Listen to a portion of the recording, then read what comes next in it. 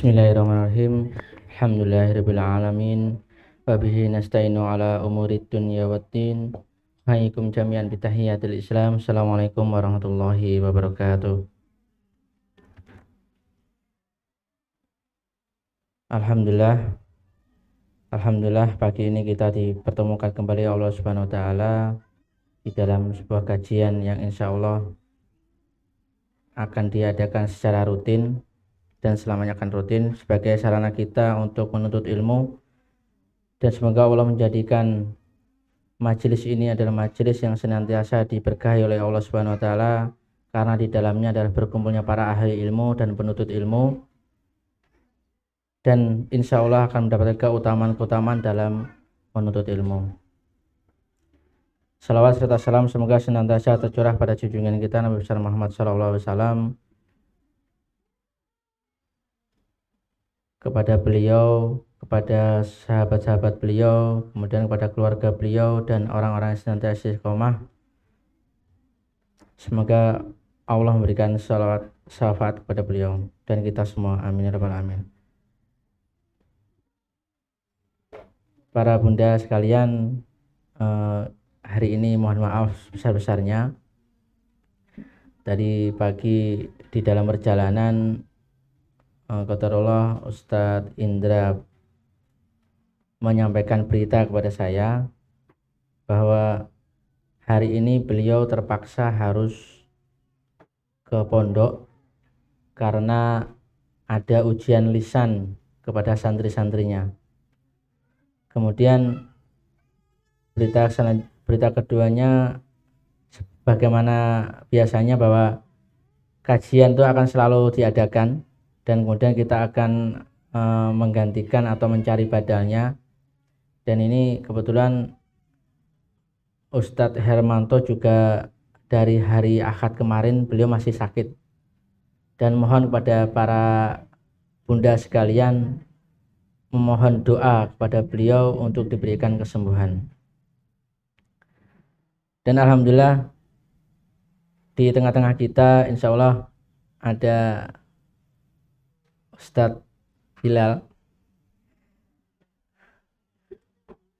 Beliau alhamdulillah masya Allah senantiasa ini ya, menstandby-kan diri ketika ada kajian-kajian yang diperuntukkan untuk ayah dan bunda. Bila ada halangan dari ustadz pemateri utamanya, beliau insya Allah siap untuk menggantikan. Dan alhamdulillah di tengah-tengah kita beliau sudah hadir, dan kita langsung saja kepada beliau, pada Ustadz Bilal, kami persilahkan.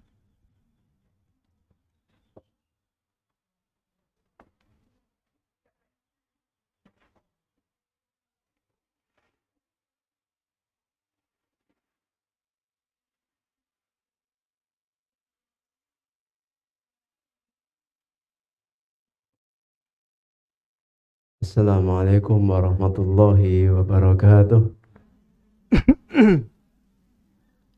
Bismillah, alhamdulillah, wassalatu wassalamu ala rasulillah wa ala alihi wa sahbihi wa mawalah. La hawla wa la quwata illa billah. Rabbi shrah li sadri wa yassir li amri wa hlul uqdatan min lisani yafqahu qawli. Allahumma la sahla illa ma ja'altahu sahla wa anta taj'alul khazna idza syi'ta sahla. Allahumma inna nas'aluka ilman nafi'an wa rizqan thayyiban wa amalan mutaqabbala. Allahumma ya Allah, la tada' lana fi maqamina hadza dzamban illa ghafartah. Siapapun di antara kami yang masih punya dosa, berikanlah ampunan. Wala hamman illa farajtah. Siapapun di antara kami yang punya kesedihan, punya duka lara, tertimpa musibah, bencana dan berbagai ujian, berikanlah kelapangan, berikanlah pertolongan, berikanlah ganti dengan kegembiraan dan kebahagiaan. Wala dainan illa qadaitah. Siapapun di antara kami yang berhutang, punya tanggungan, mampukan kami untuk menutupi tanggungan kami. Wala maridun illa syafaitah. Siapapun di antara kami, saudara kami, guru-guru kami, ustadz kami yang sedang sakit, berikanlah kesembuhan dan juga kesehatan.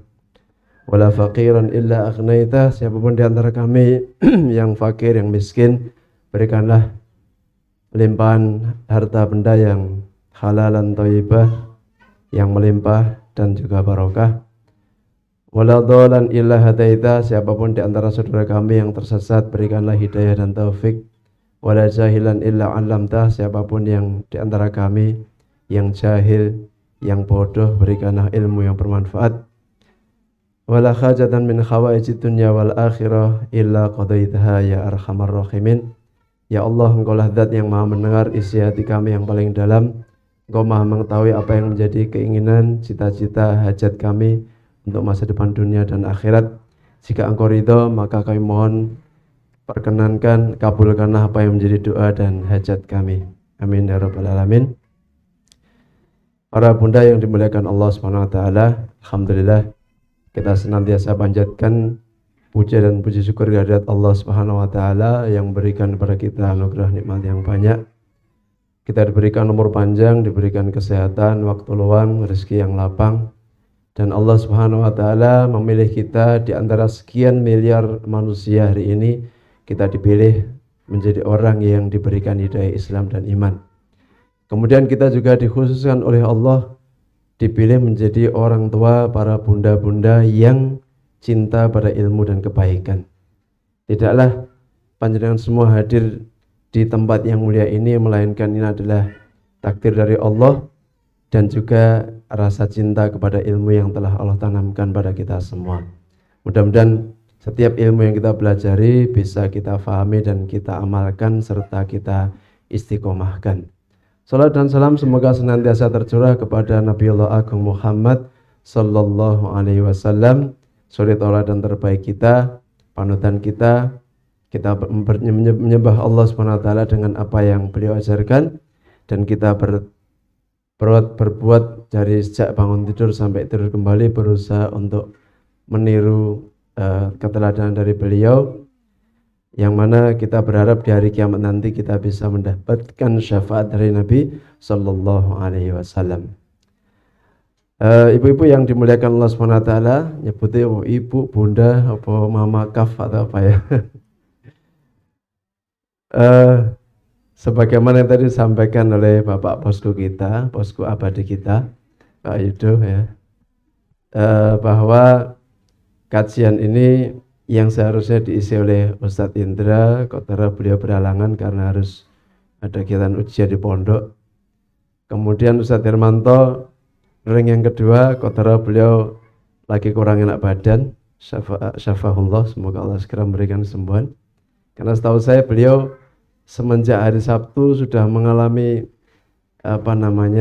penurunan kondisi fisik ya. Jadi setelah parenting itu beliau ke belakang istirahat sambil menunggu waktu zuhur ya. Dan sehingga beliau tidak bisa mengisi ya. Nah, akhirnya ya beginilah takdirnya ya. Kalau tidak ada rotan, akar pun jadi ya. Jadi saya ini hanyalah akar gitu ya. Sudah akar, beritanya mendadak gitu ya. Kalau beritanya sepekan yang lalu mungkin saya bisa persiapan, saya dengarkan kajiannya Ustadz Budi, Ustadz Herfi, Ustadz Elvin, saya dengarkan semuanya tadi pagi. Jadi kalau saya berusaha untuk cari ilmu laduni gitu ya. Kalau mau tidur ya nggak mungkin, waktunya sebentar gitu. Ya, saya ditandai istri saya, opo Mas Arab ngomong opo sembuh, tergantung ilmu laduni. Jadi ini kalau saya termenung sebentar dimaklumi, saya nunggu wangsit dari langit gitu ya. Ibu-ibu yang dimuliakan Allah Subhanahu wa taala, menyemangati kita semua tentang pentingnya menghadiri majelis ilmu. Tentu ini majelis yang sangat mulia, yang sangat Allah cintai. Majelis yang diibaratkan kegiatan bagi-bagi warisan dari Nabi Sallallahu Alaihi Wasallam. Suatu hari salah seorang sahabat mulia yang bernama Abu Hurairah radhiyallahu anhu datang ke pasar. Jam-jam segini, jam duha itu kan jam puncaknya hiruk pikuknya pasar ya. Pasar pasar pare ataupun pasar top atau super top itu kan jam rame-ramenya kira-kira jam segini. Abu datang mengatakan, wahai sekalian manusia, bergegaslah datang ke masjid. Di sana sedang ada bagi-bagi warisan Nabi Shallallahu Alaihi Wasallam. Namanya bagi-bagi warisan itu kan enak ya. Mungkin ada di antara kita, saya termasuk di antaranya ya, pernah dapat undangan atau dapat share-sharean grup di keluarga, intinya di situ ada informasi bagi-bagi waris. Mungkin ada aset yang karena tidak mungkin dibagi, akhirnya dijual, hasil penjualannya dibagi, kemudian di-share di grup. Pengumuman tanah yang di sebelah sana sudah laku, masing-masing harap mengirimkan nomor rekening karena nanti akan ditransfer. Seneng kita, ya kan? Mungkin tinggal harta yang tidak usah capek-capek nyari, diem tok dapat hanya gara-gara nasab gitu ya. Itu harta waris. Makanya kata Ustadz Budi itu, orang paling dungu itu orang yang rebutan harta waris. Itu orang paling dungu. Kenapa? Gak kerja, gak usah nyambut gawe, gak usah capek-capek, tinggal dapat gitu kok ya masih sempat-sempatnya rebutan harta waris. Dan harta waris terbaik adalah ilmu, karena ya begitu orang-orang datang kepada Masjid Nabawi, kaget kok ndak ada itu bagi-bagi emas, dinar, dirham atau apa ya, kok cuma ada kegiatan majelis ilmu seperti ini. Loh, mana katanya ada bagi-bagi waris, kok cuma ada orang pengajian. Ya itu warisan dari Rasul SAW adalah ilmu ya. Nabi SAW tidak mewariskan dinar ataupun dirham ya. Wa innama yuwarithul ilma ya. Tapi Nabi SAW mewariskan ilmu. Andai saja Nabi SAW mewariskan harta, tentu harta itu sudah habis oleh keluarga dan anak keturunan beliau ya. Tapi karena yang diwariskan adalah ilmu, alhamdulillah ilmu itu tidak bisa habis dibagikan untuk seberapa pun banyak manusia. Bahkan ilmu itu terus akan bisa diwariskan kepada generasi-generasi yang akan datang sampai dengan kita. Makanya hari ini kita bisa menikmati Al-Quran ya, mempelajari hadis Nabi SAW dan tidak pernah ada habisnya. Jadi kebahagiaan itulah yang kiranya selalu kita tanamkan ya, bahwa kita di sini itu dalam rangka ya untuk terus mendapatkan warisan terbaik dari Nabi Shallallahu Alaihi Wasallam. Termasuk ya, nanti malam ya, tolong suami-suami panjenengan ya dimotivasi untuk hadir di kajian Qawamah ya, karena nanti malam ada warisan untuk para suami. Ini kan warisan untuk para istri, nanti malam warisan untuk para suami. Ilmunya beda ya, ilmunya berbeda ya, materinya juga berbeda ya. Tapi yang jelas ada kisah menarik gini. Kemarin ketika para ayah itu mabit camping di mana, di Irenggolo, di Jurang Senggani ya, itu hadir Ustadz Irmanto, kemudian Ustadz Nizar dan Ustadz Indra. Nah, ini dua ustadz mewakili dua kubu ya. Ustadz Nizar mewakili kubu para ayah ya, Ustadz Indra mewakili kubu para bunda, Ustadz Nizar kubu para ayah. Padahal itu acaranya camping para ayah gitu ya.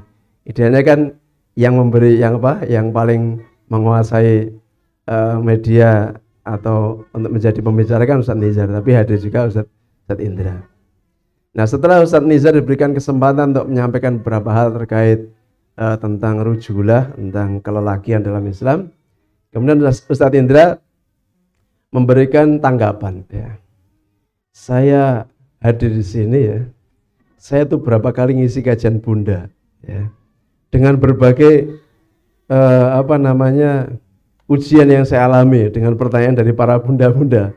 Yang kadang materinya apa, pertanyaannya itu, materi B, materi itu gitu ya.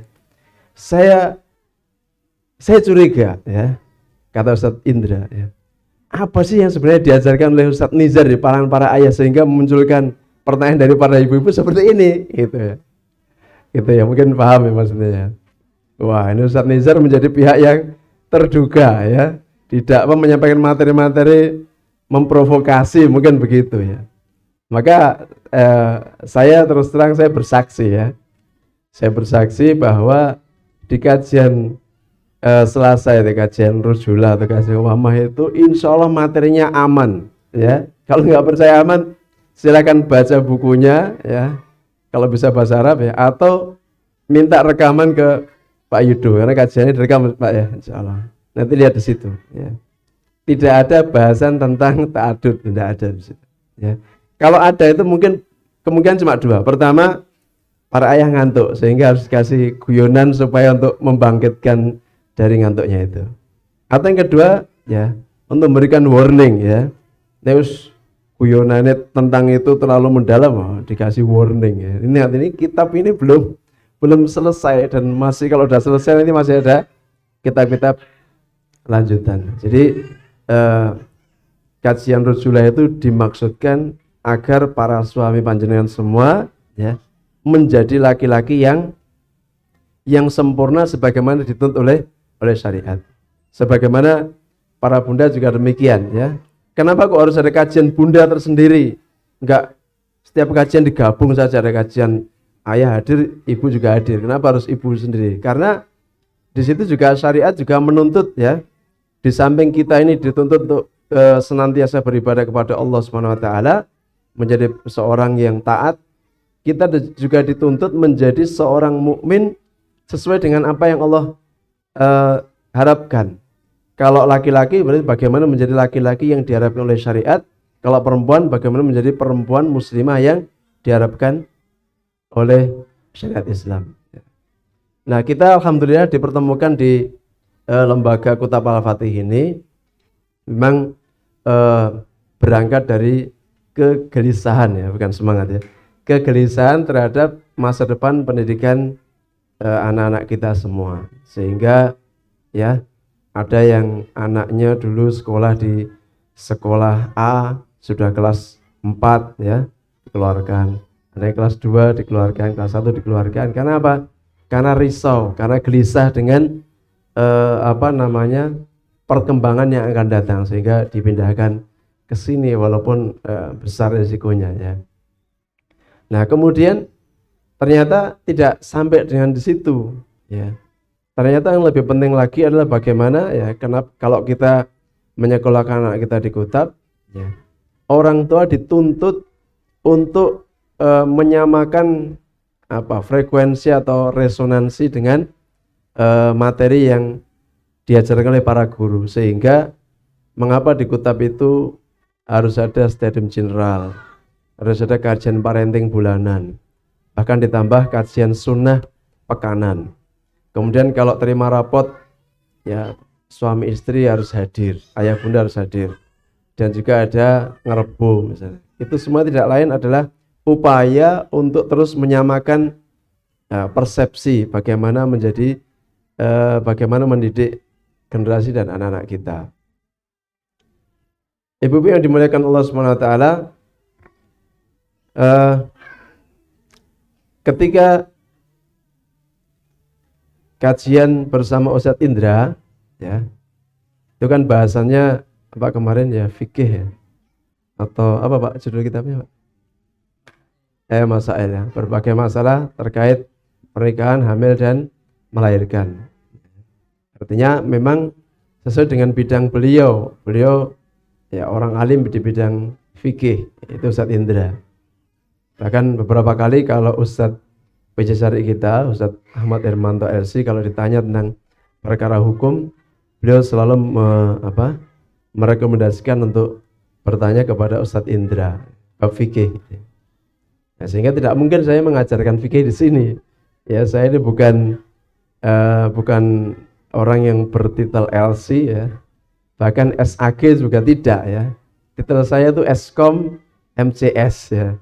Jadi kalau jenengan tanya tentang misalkan tentang komputer, mungkin saya bisa jawab itu ya. Bahkan mungkin Pak Yudo lebih ahli. Jadi tanya tentang konversi bilangan biner ke desimal, ke heksadesimal, itu saya bisa jawab itu.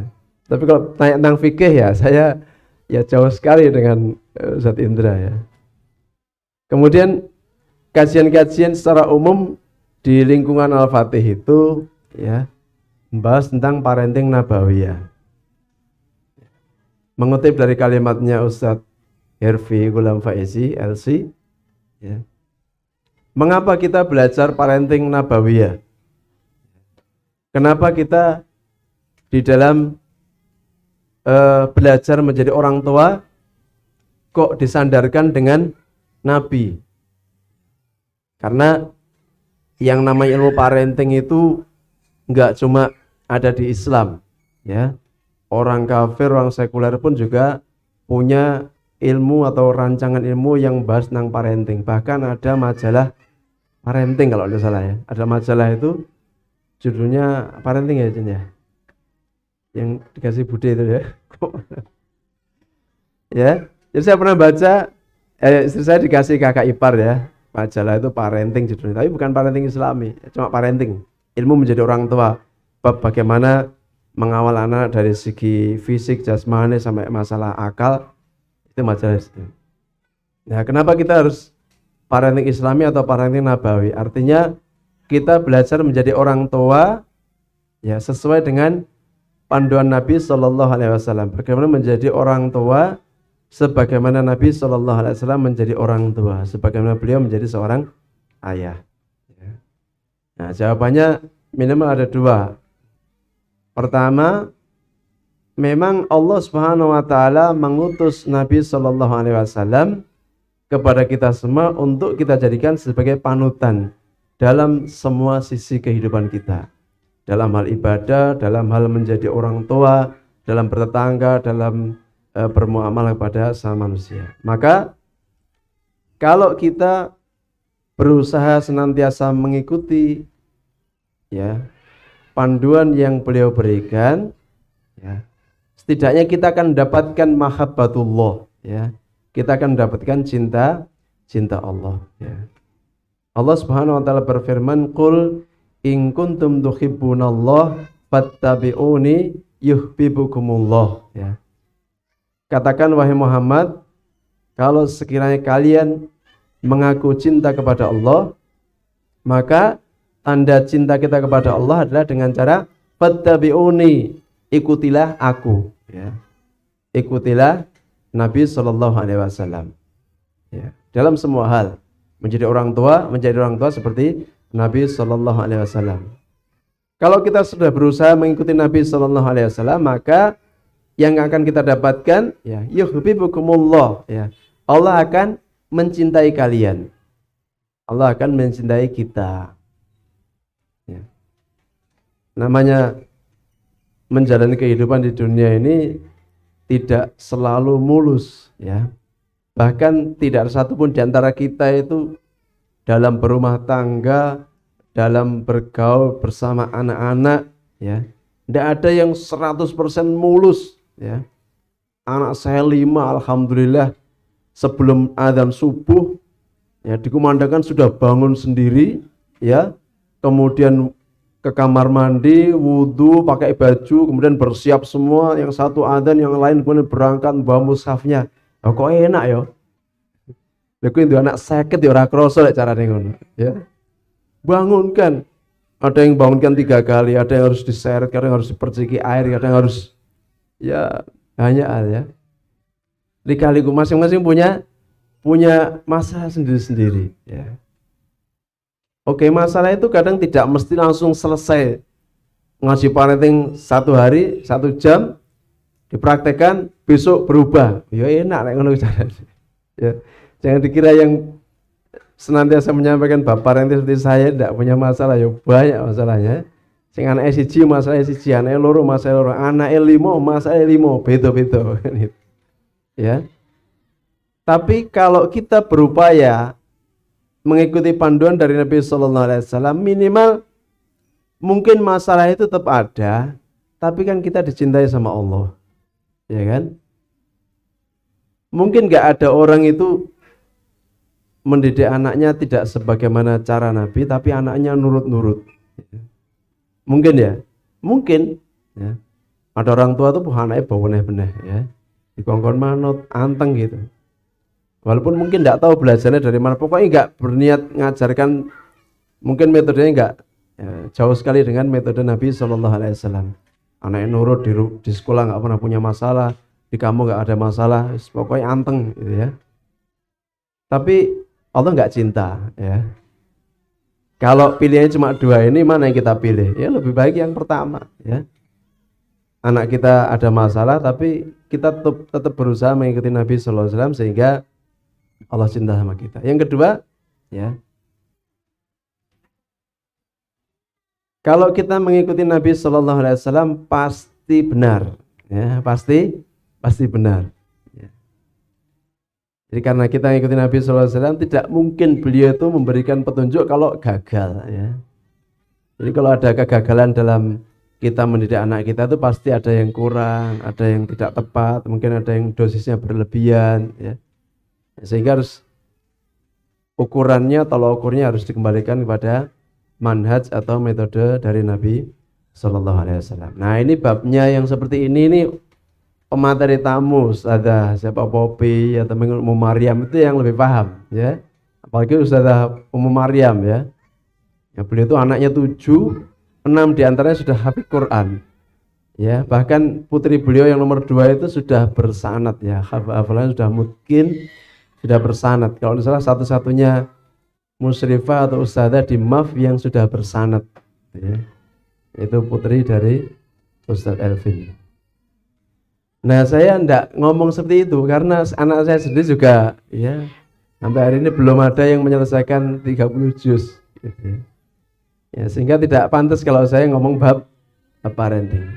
Tapi ada satu keyakinan yang saya pegang ya, bahwa di antara salah satu kunci penting, ya, kaidah penting di parenting Islam atau parenting Nabawiyah itu, kalau kita ingin mendidik anak kita, ya sukses dalam mendidik anak kita, ya modal yang penting itu diantaranya adalah kesolehan orang tuanya, ya kesolehan orang tuanya, kesolehan bapaknya, kesolehan ibunya. Kalau sekiranya masing-masing di antara kita, ya, kita belum khatam belajar menjadi orang tua dalam mendidik anak, ya, karena materi parenting itu panjang, ya, kitabnya juga tebal. Saya tahu Popi membahas tentang fase hamil, melahirkan, dan menyusui saja bisa berhari-hari ya, atau bisa berjam-jam. Ya. Kan lama itu. Belum lagi nanti nggak dicatat sampai rumah lupa. Tinggal 20%, 50%. Tinggi turu garek 20%. Terus yang diamalkan ya cuma 20% itu. Ya. Artinya panjang. Nanti fase menyusui, ada fase antara 0 sampai 2 tahun, fase dari 2 tahun sampai 5 tahun, 5 tahun sampai 7 tahun, 7 tahun sampai 10 tahun, 10 tahun sampai 12 tahun, 12 tahun sampai 15 tahun itu. Setiap fase itu ada ilmunya. Jadi kalau dalam Islam itu yang detail itu bab ilmunya itu. Kalau iklan susu itu jenis susunya ya. Prenagen 1, kok prenagen. Laktona ya, laktona 1, laktona 2, laktona 3 gitu ya. Fase-fase. Kalau untuk ayah ini apa Pak? Elemen ya. Ya, ada jok ya. Sekarang bukan zamannya lelaki elemen, tapi zaman lelaki prenagen. Nah, itu lama ya. Jadi kita belajarnya masih lama kalau bab parenting itu. Tapi satu hal yang pasti, asal kita bisa menjamin diri kita menjadi orang tua yang soleh, ya, walaupun mungkin kita masih jahil dalam masalah parenting, insya Allah separuh dari masalah anak itu insya Allah selesai. Ya, kita yakin ya. Nah, saya berharap pada Allah di antara poin-poin kecil ya, butiran-butiran pasir itu yang akan saya sampaikan, mudah-mudahan nanti bisa langsung segera dipraktekkan dan insya Allah ya, praktekan yang kecil itu kan lebih mudah ya. Sama kata ungkapan Hakim ya. 3M ya. Mulai dari yang kecil ya. Mulai dari diri sendiri, mulai dari sekarang juga ya. Kalau dapat ilmu langsung dipraktekkan ya. When you no action nothing happen ya. Kalau dapat ilmu nggak dipraktekkan ya nggak ada efek apa-apa ya. When you take action miracle happen. Tapi kalau kamu mau mempraktekkan ya akan ada miracle ya, keajaiban yang akan terjadi. Nah, ini penting ya. Saya berapa hari yang lalu baca kisah tentang Ashabul Kahfi, ya. Saya dapat hadiah dari Pak Yudo dulu ketika Pak Yudo di Depok, masih di Depok. Saya dapat hadiah Al-Mustafad min Qasasil Quran, ya. Faedah dari kisah-kisah Qurani, ya. Di bab kisah tentang Ashabul Kahfi, atau kisah tentang interaksi Nabi Musa dengan Khidir atau Khidir, itu kan di salah satu kejadian itu kan Nabi Musa alaihissalam bersama Khidir masuk satu perkampungan yang di situ penduduk kampung itu tidak memberikan jamuan, ya.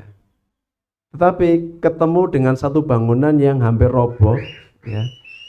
Itu kemudian Nabi Khidir mengajak Musa alaihissalam untuk menegakkan kembali, merenovasi, ya.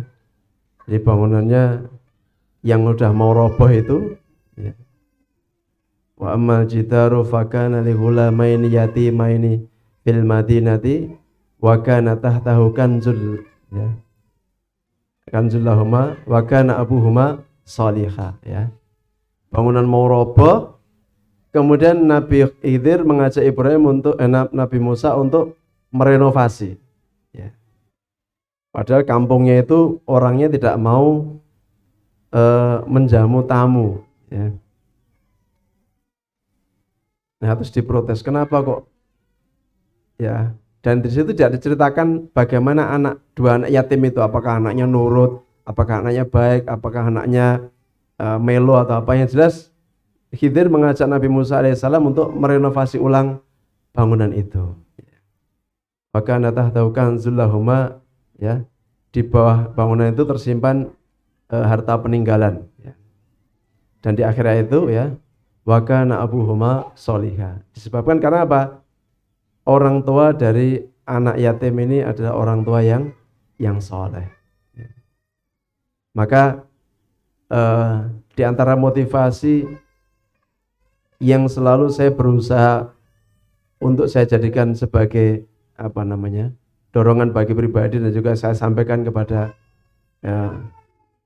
kepada teman-teman sekalian, ya, kepada ayah bunda juga, ya.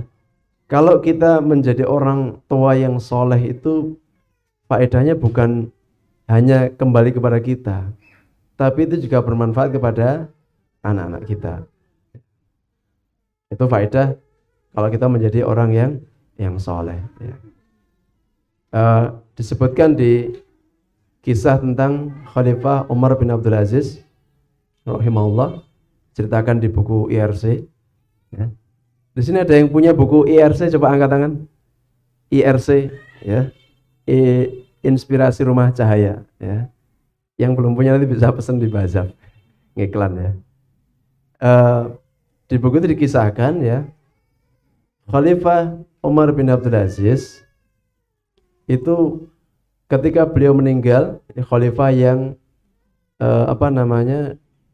membawa pada kegemilangan Islam di zamannya.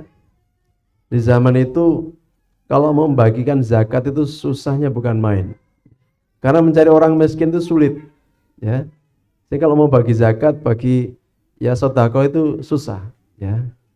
Sama dengan bagi zakat hari ini juga sulit sekali, ya. Karena terlalu banyak yang miskin daripada zakat yang harus dibagikan, ya. Ya gitu. Jadi waduh, ini beras cuma 10 kilo mau dibagi siapa ini, ya? Miskin banyak. Yang kaya pun ngaku miskin, ya. Itu. Kalau sudah babnya ada bagi-bagi itu, yang kaya pun ngaku miskin. Saya punya teman kuliah, ya. Dia dari orang Sulawesi, ya. Bapaknya kaya. Terus ada info beasiswa apa gitu. Syaratnya 1, 2, 3, terus ada surat keterangan tidak mampu. Teman saya ini ikut daftar itu. Duh, bapakmu kan mampu, saya tanya. Terus katanya ditolak. Wah, saya ditolak. Kenapa nggak bapak protes aja? Suruh bapakmu protes, terbang ke sini naik pesawat terbang protes. Diguyon sama teman-temannya. Nah, saya tanya di bapak saya, ya, rahimahullah, tanya, kamu kenapa nggak ngajukan? Pak, bapak kan masih mampu melihatkan saya, walaupun saya harus bertahan dengan uang saku yang sangat sedikit, tapi kan saya masih mampu. Oh gitu, saya puas, bangga dengan saya gitu. Karena masih ada yang lebih miskin daripada saya nggak mau. Ya, ada keterangan syarat tidak mampu gitu ya. Nah, Umar bin Abdul Aziz ya, saking berhasilnya membawa ya kaum muslimin pada kejayaan itu sampai susah sekali mencari orang miskin ya. Tapi ketika beliau wafat ya, beliau meninggalkan 11 anak ya. 11 anak dengan harta peninggalan yang cuma sedikit, saya lupa angkanya berapa ya, 4 dinar atau berapa ya, atau ada yang mengatakan 11 dinar, ada yang mengatakan 19 dinar ya. Yang jelas ya biasanya kan gini ya. Kalau ada penguasa, ada pejabat kaya, itu minimal anggota keluarga di ring satu ya mesti makmur. Ya. Sekarang cari kalau ada camat atau mungkin lurah lah hari ini ya. Kalau ada orang jadi lurah itu minimal anaknya yang SMA ya, atau anak yang kuliah itu tompakannya gak mungkin ya sepeda motor second naik rek-rek gak mungkin. Mesti sepeda motor nyar gitu ya. Pemenang bupati. Ada bupati lihat anaknya, menantunya, sepupunya, ya, adiknya lihat, mesti paling enggak dapat athar, dapat cipratan itu. Ya, kalau jadi penguasa. Ini saking nelongsonya Umar bin Abdul Aziz mau meninggal dunia, ya, anaknya 11 itu enggak ada yang tampak ya athar kekayaan bapaknya, athar dari bapaknya khalifah. Sampai ada pengawalnya mengatakan, kalau mau engkau bisa wasiatkan kepada saya untuk mengurus anak-anakmu. Ya. Kenapa engkau menahan katanya? Kenapa engkau ini menahan harta kepada anak-anakmu? Ya, seakan-akan kamu ini kan kaya, kenapa anakmu tidak diberi harta yang cukup? Kata Abdullah bin Umar, ya, Umar bin Abdul Aziz, rahimahullah, di depan anak-anaknya juga mengatakan, ya, saya tidak pernah menahan apapun yang menjadi hak anak-anak saya. Tapi saya tidak mau meninggalkan harta yang banyak untuk anak keturunanku, karena aku khawatir kalau mereka nanti maksiat, harta yang aku tinggalkan itu digunakan untuk mendukung kemaksiatan mereka. Tapi kalau mereka bertakwa, sesungguhnya ya Allah Subhanahu wa taala yang memberikan kecukupan pada mereka, ya. Kemudian setelah meninggal, harta peninggalan Umar bin Abdul Aziz setelah dikurangi biaya kafan, biaya beli tanah untuk memakamkan, ya. Kira-kira yang anak laki-laki itu dapat bagian setengah dinar, yang perempuan seperempat dinar ya. Kalau sekarang 1 dinarnya 4 juta, berarti yang laki-laki dapat 2 juta, yang perempuan dapat 1 juta.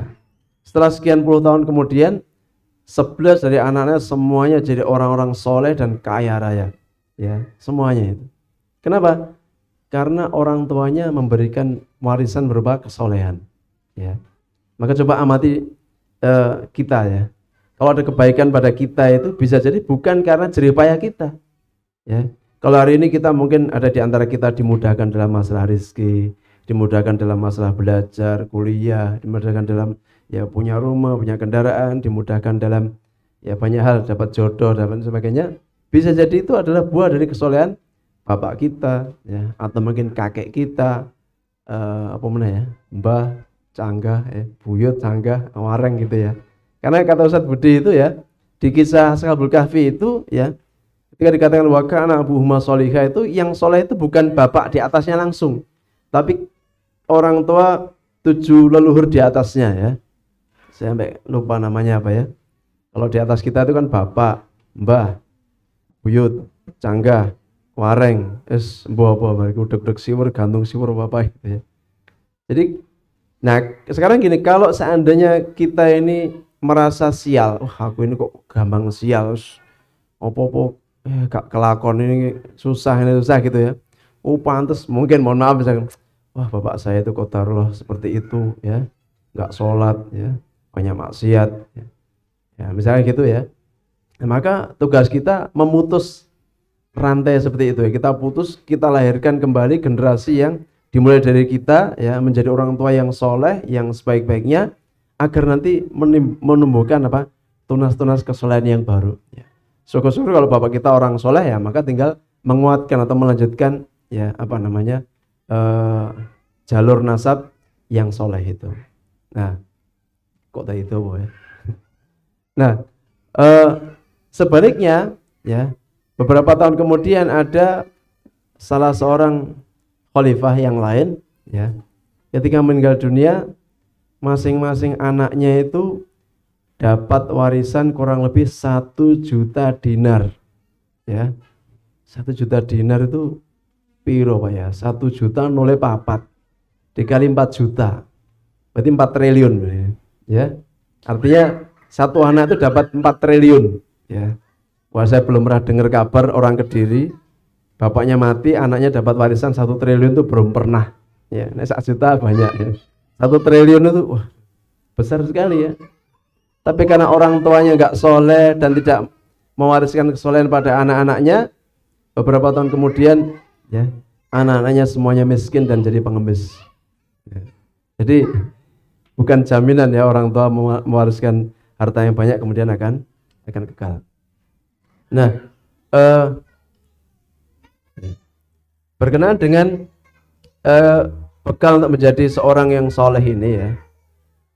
Kalau sekali lagi, karena ini kajian bunda ya.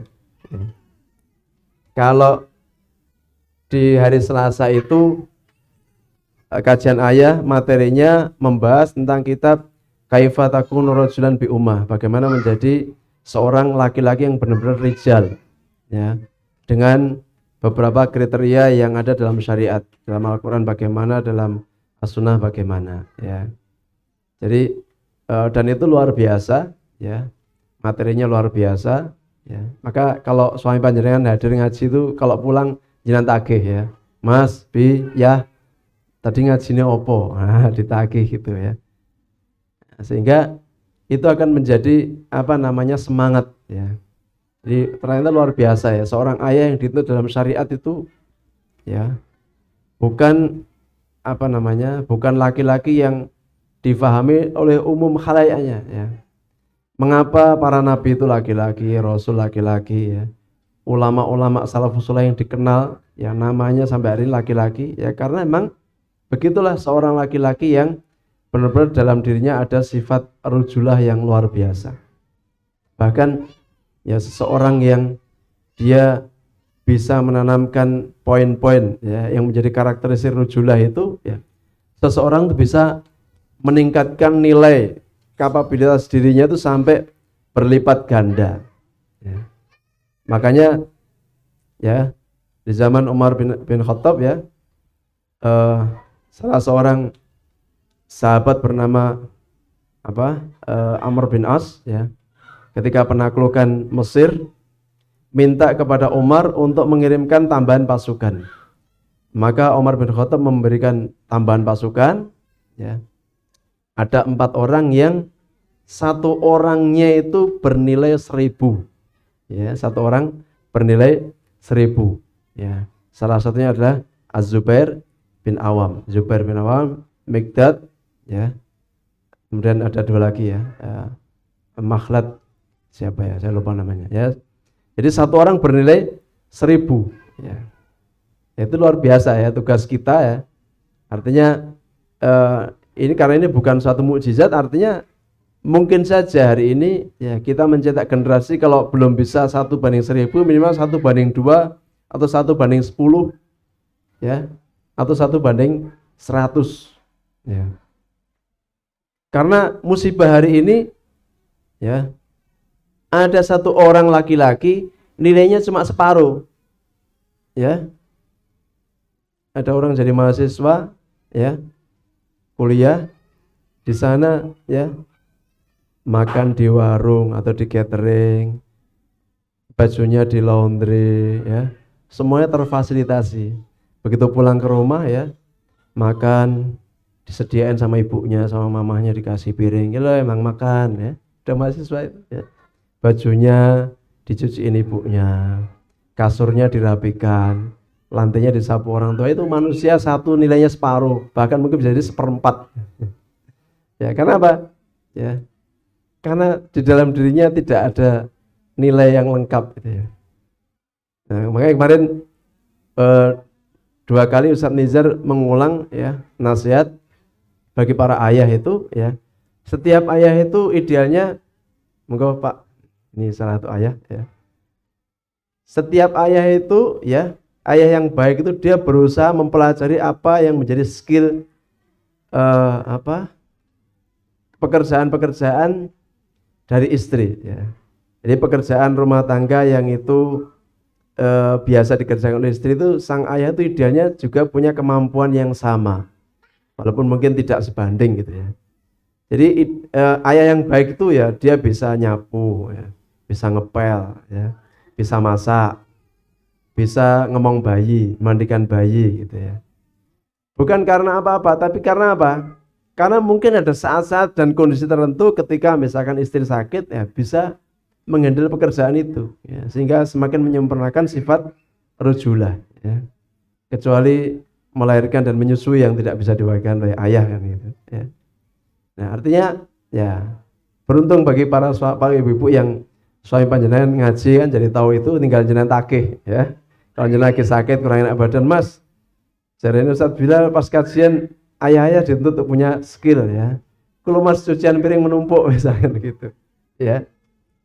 Dan seorang suami yang nyapu ngepel itu bukan potret suami takut istri ya. Itu adalah suami yang berusaha meneladani sunnah Nabi Sallallahu Alaihi Wasallam. Jadi pekerjaan istri kadang-kadang dihandle suami ketika apa? Mungkin overload, istri capek, lagi kedatangan tamu, ya banyak hal. Ya. Tapi ada satu buku yang bagus ini, ya. Kalau laki-laki tadi apa? Kaifa takun rajulun ummah, ya. Kalau tentang wanita, tentang muslimah, ada buku judulnya Syahsiyatul Muslimah, ditulis oleh Dr. Muhammad Ali Al-Hashimi hafizahullah ta'ala ya. Buku itu membahas bagaimana seorang wanita itu berusaha menjadi pribadi muslimah yang sempurna ya. Sekali lagi, tidaklah Allah SWT wa ma khalaqtul jinna wal insa illa liya'budun. Tidaklah Allah menciptakan jin dan manusia melainkan tujuan utamanya adalah agar mereka beribadah menyembahku. Kalau kemudian ditafsir lagi ya, tidaklah Allah menciptakan manusia ya laki-laki kecuali mereka agar mereka beribadah menyembahku, dan mereka menjadi laki-laki yang punya sifat-sifat dan karakteristik serta muwasafat yang aku perintahkan gitu ya. Dan tidaklah aku menciptakan manusia perempuan kecuali supaya mereka menjadi mukminah ya sebagaimana yang aku tuntut. Nah gitu. Maka ya buku berjudul Syahsiyatul Muslimah ini isinya adalah poin-poinnya bagaimana setiap wanita itu menjadi ya di dalam dirinya tertanam karakter sebagai seorang muslimah yang sempurna yang diharapkan oleh syariat. Di dalam mukadimahnya beliau mengatakan hal-hal yang beliau risaukan ya. Kadang ada seorang wanita ya, yang dia mungkin dalam hal ibadahnya kepada Allah SWT dia baik ya. Dia melaksanakan sholat, tapi ternyata dia menjadi orang yang tidak birrul walidain, kurang taat kepada orang tuanya. Atau kadang-kadang ada wanita yang ya taat pada orang tuanya, berusaha melaksanakan perintah ya, atau dalam beribadah kepada Allah dengan sebaik-baiknya, tapi dia kurang menjaga dirinya ya, menjaga fisiknya, menjaga akalnya ya. Ada juga wanita yang mungkin dia menjaga dirinya ya, taat pada Allah dengan ibadah mahdhah, tapi dia tidak taat pada suaminya. Atau mungkin ada yang sudah berusaha taat pada suaminya, tapi dia qadarullah belum bisa menjadi ibu yang baik bagi anak-anaknya. Ada juga yang mungkin sudah menjadi ibu baik bagi anak-anaknya, tapi qadarullah di dalam masyarakat dia tidak bisa memberikan hak ya, atau belum bisa melaksanakan kewajiban yang menjadi hak dari tetangga-tetangganya. Demikian juga kerabat-kerabatnya ya, dan seterusnya. Maka pada kesempatan yang singkat ini ya, saya akan bacakan beberapa poin-poin yang mudah-mudahan kita bisa praktekkan dalam kehidupan sehari-hari. Ya, sekali lagi goal kita yang utama adalah bagaimana kita berusaha untuk mensolehkan diri kita, ya, mensolehkan diri sebagai seorang ayah, mensolehkan sebagai bunda, sampai tentunya kita terus belajar tentang ilmu parenting, karena segala kebaikan tuh pintunya adalah ilmu. Maka kita berharap pada Allah Subhanahu wa taala, kalau kita sudah berupaya meningkatkan kesolehan diri kita, ketakwaan kita kepada Allah Subhanahu wa taala, maka ya tidak ada yang sulit bagi kita, ya, karena Allah Subhanahu wa taala menjamin di awal surat At-Tolak, ya, tentang faedah dan fadilah orang-orang yang bertakwa, ya. Wa may yattaqillaha yaj'al lahu makhraja. Siapa yang bertakwa kepada Allah, niscaya Allah akan memberikan jalan keluar untuk semua masalah yang dihadapinya. Wa yarzuquhu min haitsu la yahtasib, dan Allah akan berikan rezeki dari arah yang tidak diduga-duga. Wa may yattaqillaha yaj'al lahu min amrihi yusra. Barang siapa yang bertakwa kepada Allah, niscaya Allah akan jadikan setiap kesulitan yang dihadapi menjadi mudah, ya. Nah, di bab yang pertama, ya, penulis mengatakan bagaimana kriteria seorang muslimah terhadap Rabb-nya. Bagaimana seorang muslimah, ya, berinteraksi kepada atau bersama Rabb-nya, bersama Allah Subhanahu wa taala. Yang pertama, ya, dia berusaha untuk menjadi mukmin yang sadar. Ya. Jadi yang namanya keimanan itu, ya, menuntut satu amal, ya. Kalau panjenengan baca surat Al-Asr, ya, A'udzubillahi minasyaitonirrajim, Bismillahirrahmanirrahim, wal 'asr innal insana lafi khusr, ya. Demi masa, sesungguhnya setiap manusia mengalami kerugian yang besar, illal ladzina amanu wa amilus shalihat. Illal ladzina amanu wa amilus shalihat wa tawassaw bil haqq wa tawassaw bis sabr. Kecuali orang yang beriman kemudian dan beramal saleh, ya. Artinya keimanan seseorang itu jika benar maka pasti melahirkan amal saleh, ya. Jadi mustahil seorang itu, ya, beriman, mengaku beriman kalau tidak muncul dalam dirinya amal soleh. Makanya ketika ada orang Arab Badui datang, qala al-Arabiyyu, ya, amanna, ya. Saya beriman, kata Nabi sallallahu alaihi wasallam, qul lam tu'minu, kamu belum beriman. Walakin qulu aslamna, katakanlah saya telah masuk Islam. Kenapa? Karena iman itu sesuatu yang harus dibangun, ya. Dan pintu utamanya adalah ilmu. Makanya kalau kita tidak ingin merugi, maka, ya, aktivitas kehidupan kita tidak boleh lepas dari ilmu. Kita belajar, maka ilmu yang kita belajar itu akan melahirkan satu keyakinan. Nah, keyakinan itu akan menjadi dorongan bagi kita untuk melahirkan amal soleh. Mengapa kita ini kok berat sekali sholat lail misalnya? Bangun itu berat, ya. Padahal sudah tahu ilmunya, sudah tahu fadilahnya, sudah tahu keutamaannya, balasan apa yang didapatkan. Bisa jadi, ya, ilmu itu belum menghujam dalam diri kita. Kalau bahasa Ustaz Budi, belum melahirkan kegelisahan, sehingga tidak menjadi dorongan yang kuat bagi kita untuk beramal, ya. Nah, mukmin yang kuat, nah, seorang muslimah yang memiliki keimanan yang kuat itu, ya, tentu harus dengan kadar iman yang benar. Artinya iman yang dibangun di atas ilmu yang sahih, ya. Jadi rujukan kita Al-Quran dan juga As-Sunnah, ya. Nah, sekali lagi gitu, ya, iman yang kuat dia akan melahirkan, ya, amal soleh. Sehingga kalau ada orang malas beramal, ya, dia futur, tidak lain itu adalah sinyal dari Allah untuk menunjukkan bahwa seseorang itu sedang ditimpa kelemahan iman. Karena kata para ulama, al-iman yazidu wa yanqus, ya.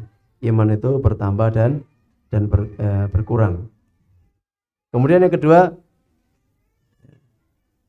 di antara wujud mukmin yang sadar itu, pertama iman yang benar, yang kedua bagaimana kita menguatkan hubungan kepada Allah Subhanahu wa taala, ya. Seberapa kita memprioritaskan Allah dalam kehidupan kita. Kalau kita punya masalah, siapa yang pertama kali kita curhati? Kalau pertama kali mau salah dek langsung ambil HP telepon suami ya berarti belum ya belum masuk kategori ini ya. Makanya ya kalau kita ada masalah apapun maka pertama kali ya yang kita tuju untuk mengadu itu adalah Allah Subhanahu wa taala. Itu ciri mukminah yang sadar terhadap imannya. Ya. Kemudian ya yang ketiga dan terwujud ya, seorang muslimah yang sadar terhadap imannya adalah senantiasa melazimkan zikrullah ya. Senantiasa ingat Allah dan lisannya tidak pernah kering dari zikrullah. Jadi ada apapun yang refleks keluar dari lisan kita itu adalah menyebut nama Allah ya. Jadi bukan kaki empat ya. Bukan minuman gitu ya. Karena sing diarani misuh niku nggih ya. Orang misuh itu bisa ada kali yang disebut binatang ya. Bahkan bisa jadi minuman atau makanan ya. Ya. Bumbu masakan atau asem misalnya. Tumbas apa Bu? Tumbas asem. Nah, itu enggak misuh. Tapi kita diucapkan dengan intonasi tertentu itu jadi misuh ya. Jadi sesuatu yang haram ya. Kambing ya. Kambing, anjing, segawon atau apapun ya, binatang ya. Baik binatang yang sangar atau binatang yang lucu pun ya. Kalau diucapkan dengan intonasi tertentu ya.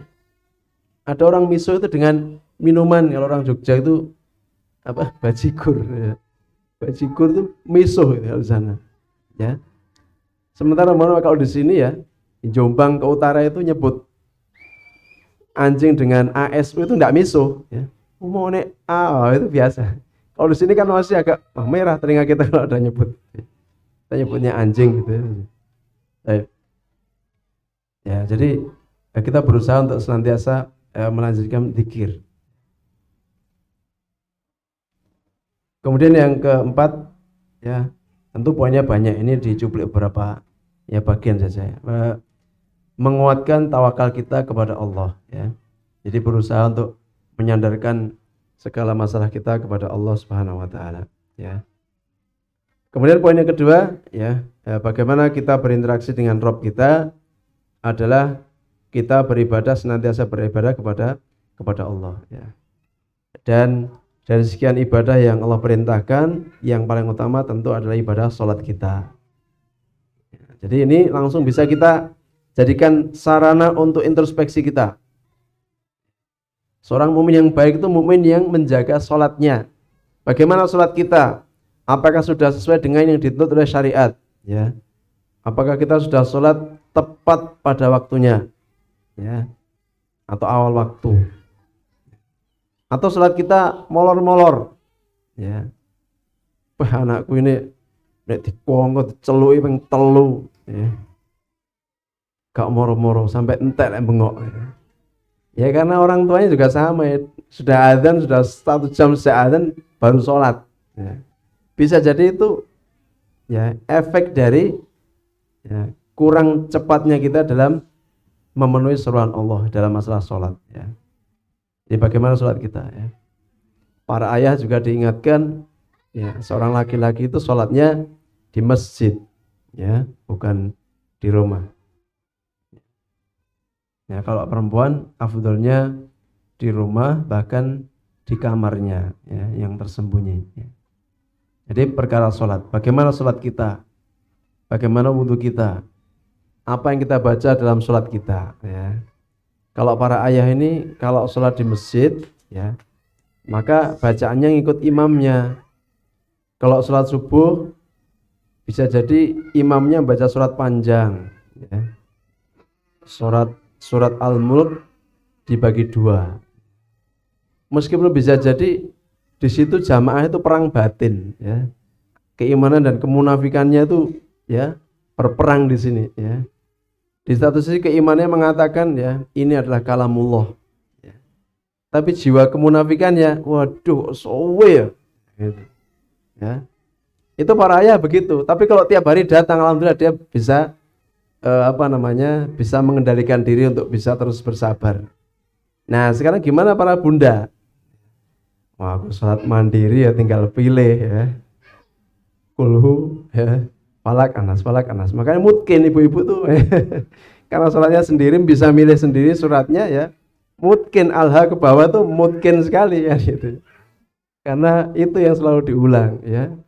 Sholat sunnah dengan sholat subuh, sholat maghrib kalau beda. Di sini dibaca ya kuwi alha ke bawah gitu ya. Ya. Harusnya kan malah dibalik ya. Karena sholatnya panjenengan sendiri di rumah, kesempatan untuk memilih surat yang terpanjang ya. Kalau para ayah yang sholat di masjid ya, tidak mungkin kalau sebagai makmum memaksa imamnya, Pak baca surat Yasin ya Pak ya, nggak mungkin ya. Imam saja juga tidak bisa memaksakan dirinya ya. Mentang-mentang hafalannya panjang terus bacaannya didawak-dawakne panjang itu ya. Jamaahnya protes itu ya. Itu. Ya kecuali kalau memang ya imannya sudah sekali bersahabat itu ya. Dulu ada syekh cerita ketika di salah satu tempat di Saudi itu ada seorang imam itu masyhur sekali ya, di satu kampung masyhur sekali kalau ngimam itu bacanya panjang sekali ya, bacanya panjang. Tapi herannya makmumnya banyak, jamaahnya tuh seneng sekali ya. Biasanya kan dihindari, oh ini sholatnya panjang-panjang, ning masjid kono ya sing pendek-pendek ning kono dawa-dawa ya, cari yang pendek. Ini kok suratnya kok panjang tapi jamaahnya banyak. Bahkan kadang-kadang orang itu menjadikan tempat atau masjid itu sebagai sarana untuk rihlah, sekali-sekali sholat di sana, pengen merasakan bacaan yang panjang. Nah, saya yang menceritakan itu penasaran sehingga menyiapkan waktu ketika libur, kemudian safar ya, pengen ketemu sama syekhnya. Karena pernah ada orang mengalami gangguan, mungkin merasa ada gangguan jin dalam tubuhnya ya, datang ke imam ini untuk minta dia diruqyah ya. Kata syekhnya gini, saya akan meruqyah kamu tapi dengan syarat kamu sholat jamaah di sini minimal 2 pekan gitu ya. Ya mungkin tinggal temennya atau apa, 2 pekan jamaah di situ. Apa yang terjadi setelah 2 pekan? Enggak jadi diruqyah, penyakitnya sudah sembuh ya. Karena bacaannya panjang-panjang ya. Nah, saya yang cerita ini kemudian menyiapkan waktu datang sholat subuh ya, datang sholat subuh. Setelah baca Al-Fatihah rakaat pertama, imam ini membaca surat Yasin ya. Saya ini membatin, wah paling Yasin nanti dibagi 2, paling di sini ya. Ya, dibagi 2. Ternyata enggak. Surat Yasin itu dibaca utuh. Ya, rakaat pertama. Ya. Saya pernah lihat MP3 surat Yasin Syekh Sudes. Kurang lebih 12 menit. Jadi rakaat pertama baca suratnya itu kalau cepat kayak Syekh Sudes 20 menit. Belum lagi kalau nanti seperti Ifasi mungkin lebih lama lagi. Atau seperti Mahmud Al-Khusari ya. Yasin wal Qur'anil Hakim. Wah itu bisa selesai sholat subuh syuruk bisa jadi. Ya. Ternyata sholat subuh rakaat pertama Yasin, rakaat kedua As-Saffat. Ya. Panjang sekali ya. Gitu. Nah ibu-ibu bisa ya. Karena sholat sendiri nggak ada makmumnya, nah bisa pilih surat yang panjang, mumpung gak ono makmume kan gitu. Kalau imam masjid kan nggak boleh ya, harus memperhatikan makmumnya. Nah ini nanti sholat duhur mungkin langsung bisa dipraktekkan kan gitu ya. Sholat duhurnya gimana ya? Sholatnya ya, surat yang dibaca, kekhusyuannya, rukun-rukunnya, syarat-syaratnya, sunnah-sunnahnya ya. Kemudian yang kedua, sholat yang nafilah ya, sholat sunnah nafilah, sholat sunnah tambahan. Ada sholat sunnah rawatib muakkad ya. Sholat sunnah yang mengiringi sholat fardu, ada yang muakkad, ada yang gharu muakkad ya. Kalau yang muakkad disebutkan dalam hadis yang sahih ya, sehari semalam ada 12 rakaat. Siapa yang menjaga sholat sunnah rawatib 12 rakaat, maka Allah akan membangunkan untuknya rumah di surga ya. 12 rakaat itu diantaranya 2 rakaat sebelum subuh, 2 rakaat sebelum duhur. Jadi sebelum duhur sholatnya 4 rakaat ya, 2 salam. Kemudian 2 rakaat setelah duhur, kemudian 2 rakaat setelah maghrib, dan 2 rakaat setelah isya. Itu total 12 rakaat salat sunnah nafilah. Ya. Nah kalau mau lebih lagi bisa nanti tambah salat duhurnya, ba'da duhurnya itu 4 rakaat. Jadi salat duhur terbaik itu jumlah rakaatnya 12 rakaat ya. 4 rakaat qobliyah, 4 rakaat salat duhur, 4 rakaat ba'diyah. Nah, itu main tuh setengah jam minimal. Ya. Siap nggak Bu kira-kira Bu? Ya. Karena itu ya ada atarnya itu sahabat ya apa tabiin Sa'id bin Musayyib rahimahullah mengatakan, kalau aku melihat anakku itu rasanya aku pengen menambah rakaat sholatku. Karena apa? Berharap dengan menambah kesolehan itu ya diantara menambah rakaat itu ya itu akan memberikan faedah pada ya anak turunnya ya menambah sholatnya. Kemudian sholat asar, qobliyah sholat asar 4 rakaat ini yang ghairu muakkad ya. Ditambah lagi qobliyah maghrib dan qobliyah isya. Itu sholat rawatib ya. Ya ini harus dipraktekkan ya. Kalau nggak dipraktekkan berat sekali, terutama duhur ya. Duhur itu sholatnya 4 rakaat, ditambah sholat sunnah rawatibnya 6 rakaat, berarti kan berapa? 10 rakaat ya. 4 rakaat sebelum dan 2 rakaat sesudah. Itu berat sekali. Siang-siang us low bed ya. Ya, baterainya us low gitu ya. Sholatnya 10 rakaat ya. Nah, sholat subuh cuma 2 rakaat qobliyah ya. Tapi keutamanya luar biasa ya. Nah, itu bab sholat kita. Kemudian belum lagi sholat nafilah yang lain ya. Sholat duha, sholat tahajud, kemudian ya. Dan menarik ya bab sholat nafilah sendiri ya, sholat sunnah itu ada buku kumpulan sholat sunnah ya. Ternyata di situ yang menjawab kenapa Imam Ahmad bin Hanbal rahimahullah ya, konon beliau tuh sehari semalam sholat sunnahnya kalau dihitung tuh 300 rakaat ya. Nah itu kalau disampaikan kepada kita, sholat opo ya, karena nggak kenal kita sholat yang kita kenal cuma sholat tahajud, sholat duha, sholat apa lagi, sholat qobliyah, sholat tahiyatul masjid dan sholat rawatib. Selebihnya kan nggak kenal kita ya. Nah begitu baca buku itu ya, oh ternyata ya sholat sampai sholat mutlak ya, sahabat Bilal bin Rabah itu kalau setiap batal beliau berwudu, setelah berwudu kemudian sholat 2 rakaat. Kita kenal dengan sholat apa? Sukril wudu itu ya, sholat ba'da wudu ya. Kemudian yang kedua ya mengeluarkan zakat ya. Ini poin ibadah kepada Allah ya, mengeluarkan zakat ya, termasuk juga sedekah bagi yang mampu memberi makan. Kemudian puasa ya, baik puasa Ramadan dan juga puasa sunnah ya. Tentu ini ya kalau biasanya kalau ibu-ibu untuk berbeda dengan mbak-mbak ini ya. Mbak-mbak nggak punya tanggungan, ibu-ibu ini sudah urusannya banyak ya. Ya. Kalau mampu berpuasa itu lebih baik, tapi jangan sampai berpuasa yang justru malah dijadikan dalih untuk merasa lemah beraktivitas yang menjadi aktivitas yang pokok gitu ya. Mas aku hari ini pray gak masak soalnya aku poso Senin. Wah itu malah mengadu domba syariat itu ya. Ya. Jadi jangan sampai terjadi seperti itu ya. Kemudian itu bahas sunnah. Yang berikutnya bagaimana berinteraksi dengan Robnya, taat kepada semua secara umum apa yang Allah perintahkan ya kita laksanakan. Kemudian yang menjadi kekhususan wanita berkait dengan hijab syar'i, bagaimana berpakaian menutup aurat ya secara syar'i. Ini kan bagiannya Ustaz Indra ya menjelaskan ya hijab syar'i ya. Seminim-minimnya hijab syar'i itu menutup semua bagian tubuh kecuali telapak tangan dan wajah.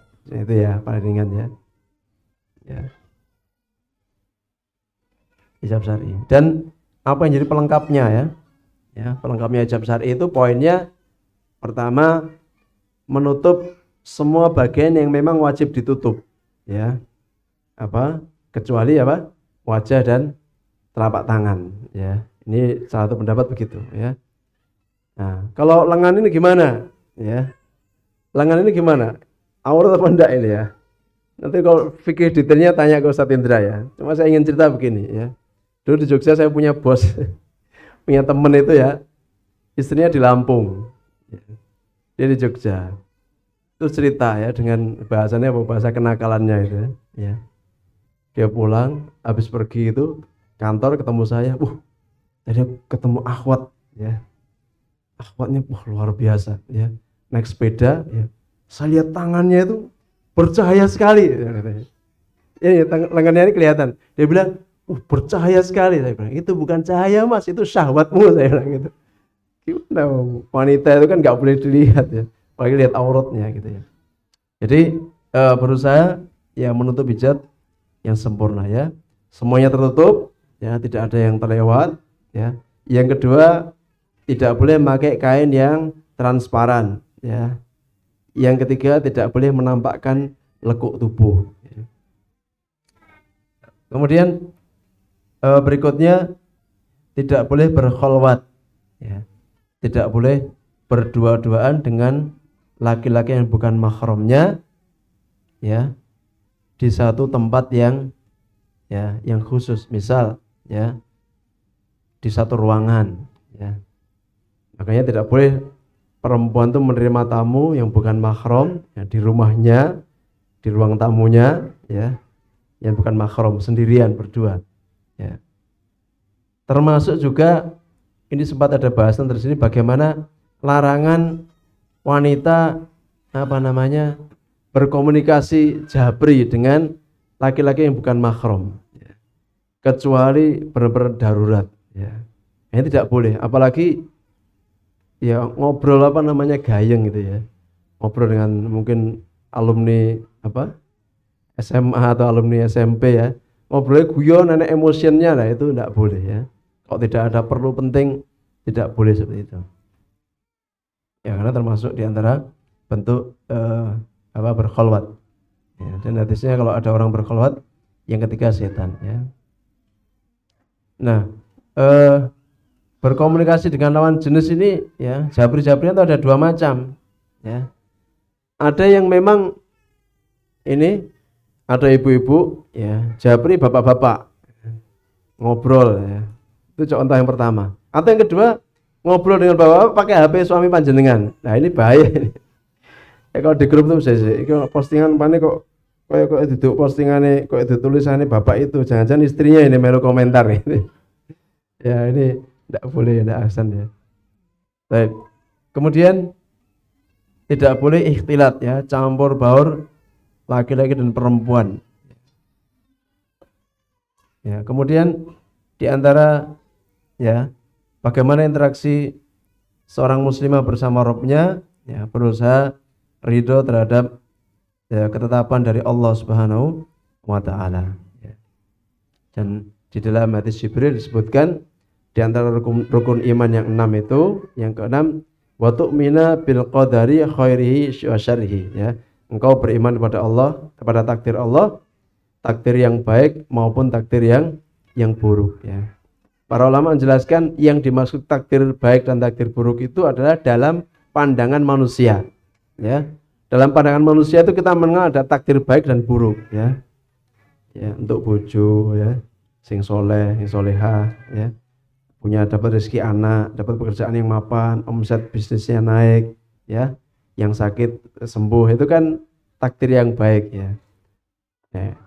Takdir yang buruk ya, sakit ya, kemudian ditinggal mati oleh orang kita cintai, orang tua kita ya, anak kita, kemudian usahanya rugi ya, anak-anaknya ndablek misalnya, dapat laporan yang jelek dari gurunya, takdir yang buruk. Tapi buruk di sini adalah di sisi pandangan kita. Kalau di sisi Allah tidak ada yang buruk, semuanya baik. Ya. Kata Allah Subhanahu wa taala di surah Al-Baqarah, "Wa asa an takrahu syai'an wa huwa khairul lakum wa asa an tuhibbu syai'an wa huwa syarrul lakum." Ya, wallahu ya'lamu wa antum la ta'lamun. Ya. Boleh jadi kamu membenci suatu perkara. Setiap kita kan enggak senang ya. Sakit, ya, bangkrut, rugi kan enggak senang kita. Tuh anak ndablek kan enggak senang ya. Tapi kata Allah Subhanahu wa taala itu baik untuk kita. Ada maksud yang Allah inginkan ya, pasti ada hikmahnya. Cuma mungkin hari ini kita belum tahu. Ya, kewajiban kita adalah ridho. Ya. Nabi SAW pernah bersabda, Innallaha idza ahabba qauman ibtalahum.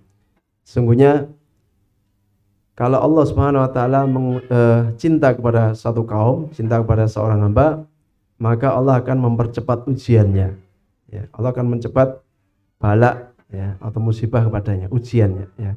Faman radhiya falahu ridho. Siapa yang ridho terhadap ujian dari Allah, maka Allah pun ridho kepadanya ya.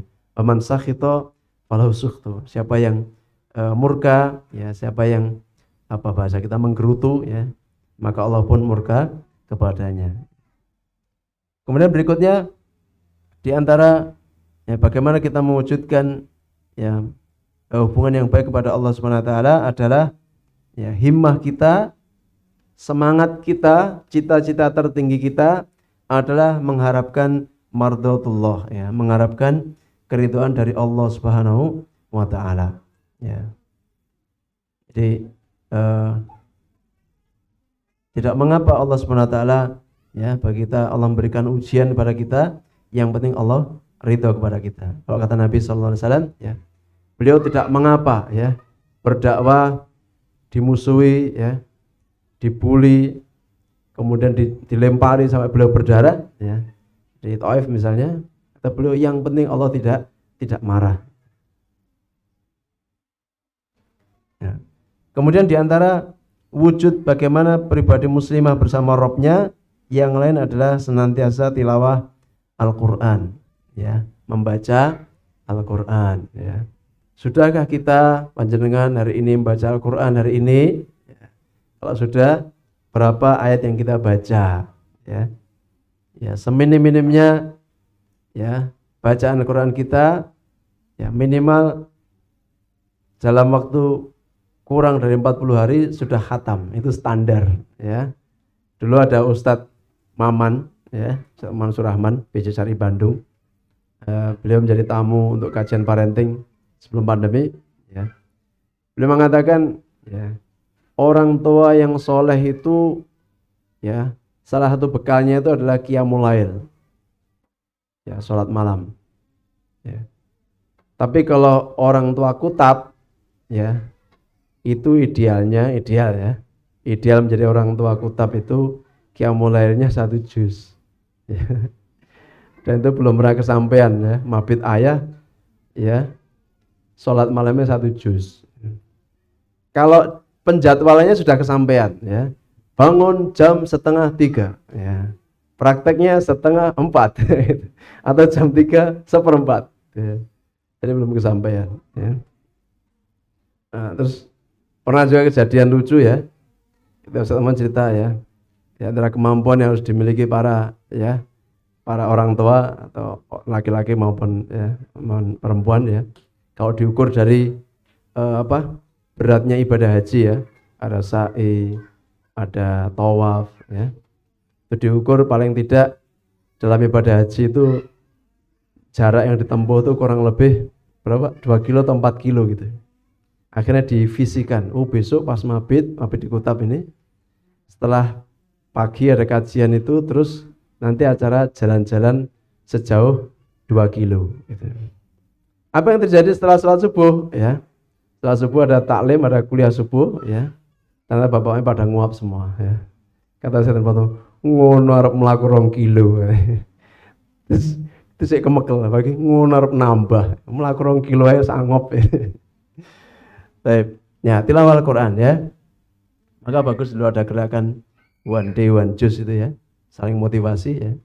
Jadi ya kalau orang tidak terbiasa berat ya ngaji 1 hari 1 juz ya. Maka komunitas one day one juz tidak disarankan bagi yang ngajinya sudah lebih dari 1 juz ya. Aku nggak mau ikut one day one juz, kenapa? Lah aku 1 hari 5 juz. Oh bagus, nggak usah ikut ya. Aku nggak usah ikut, kenapa? Aku 3 hari khatam Quran. Oh bagus ya, nggak usah ikut. Tapi kalau 1 hari sih ya deknyeng kadang setengah juz, 3/4 ya. Nah bagus ikut. Soalnya ada yang nagih nanti ya, saling menyemangati. Kemudian diantara bab yang kedua ya, jadi tilawah ini ya harus menjadi bacaan rutin kita ya. Karena kalau kata ulama-ulama kita ya, para sesepuh kita di negeri ini ya, tombok ati ono 5 di antaranya kan maca Quran sak maknane tadabbur. Kemudian di antara bentuk ya, bab yang kedua di buku ini, di kitab ini ya, bagaimana setiap pribadi muslimah itu ya terhadap dirinya, atau bagaimana setiap muslimah itu memelihara diri mereka. Ini ada 3 subbab. Pertama, memelihara fisiknya, yang kedua memelihara akalnya, dan yang ketiga memelihara ruhnya. Ya, poin yang pertama, memelihara jasadnya. Ya, kata beliau di bab yang pertama ya, di antara ya nikmat yang Allah berikan kepada kita itu kita dikaruniai jasad yang sehat ya. Jasad yang sehat ya, tidak sakit. Maka ya, jasad yang sehat ini wajib untuk kita pelihara ya, kita jaga agar selalu sehat, bahkan punya kekuatan untuk berbuat kebaikan ya. Karena ibadah itu ada ibadah fisik, butuh kekuatan ya. Kalau kita sakit, tentu ibadah itu menjadi tidak sempurna ya. Sholat ya, kalau orang sakit kan sholatnya nggak sempurna ya. Harusnya berdiri, akhirnya duduk. Ya, di antara poin menjaga nikmat ya jasad ini, bagaimana kita menjaga anugerah fisik ini adalah, kata penulis rahimahullah taala ya, seimbang dalam perkara makan dan minum ya. Jadi sederhana dalam urusan makan dan minum. Jadi tidak boleh, jadi apa, porsinya harus pas ya. Kata Nabi SAW ya di kitab ya, di Bulughul Maram, kul washrab walbas watasaddaq fi ghairi sarafin wal makhilah ya. Makanlah, minumlah, berpakaianlah, belanjakanlah harta ya. Tidak boleh israf ya, tidak boleh berlebih-lebihan, dan tidak boleh karena sombong ya. Jadi kalau dalam urusan makan dan minum itu syariat mengatur 3 perkara ya. Pertama, mengatur apa yang kita makan ya. Apa yang kita makan? Jawabannya apa? Yang kita makan harus yang halal, harus yang thayyib ya. Kalau halal itu cirinya apa? Cirinya dari stempel MUI ya, sertifikat halal MUI ya. Kalau yang thayyib, ini lebih berat lagi ya. Karena yang ada sertifikat halal itu belum tentu thayyib ya. Vetsin itu semua ada sertifikatnya. Micin-micinan itu ada sertifikat halalnya, apa, ada tok halal MUI ya. Jajanan anak-anak kita itu yang ciki-ciki, yang melembung-melembung itu semua ada stempel halal MUI. Tapi apa itu thayyib? Kan begitu. Ya. Kalau yang thayyib mesti halal, tapi yang halal belum tentu belum thayyib ya. Saya ingat dulu zaman pengajiannya Ustadz Ali Ridho ya. Beliau menyampaikan tema tentang azka atau aman ya. Makanan yang murni, yang original ya. Boleh jadi rasanya rada hambar-hambar ya. Telo godhog, gedang godhog, waluh godhog, kacang godhog itu kan ya jajanan simbah-simbah kita ya. Kan yo lezatnya beda kan sama jajanan hari ini ya. Sama apa ya? Kornet apa ya kok kornet jajan risol apa ya. Tapi kan dia azka atau aman, dia fresh ya.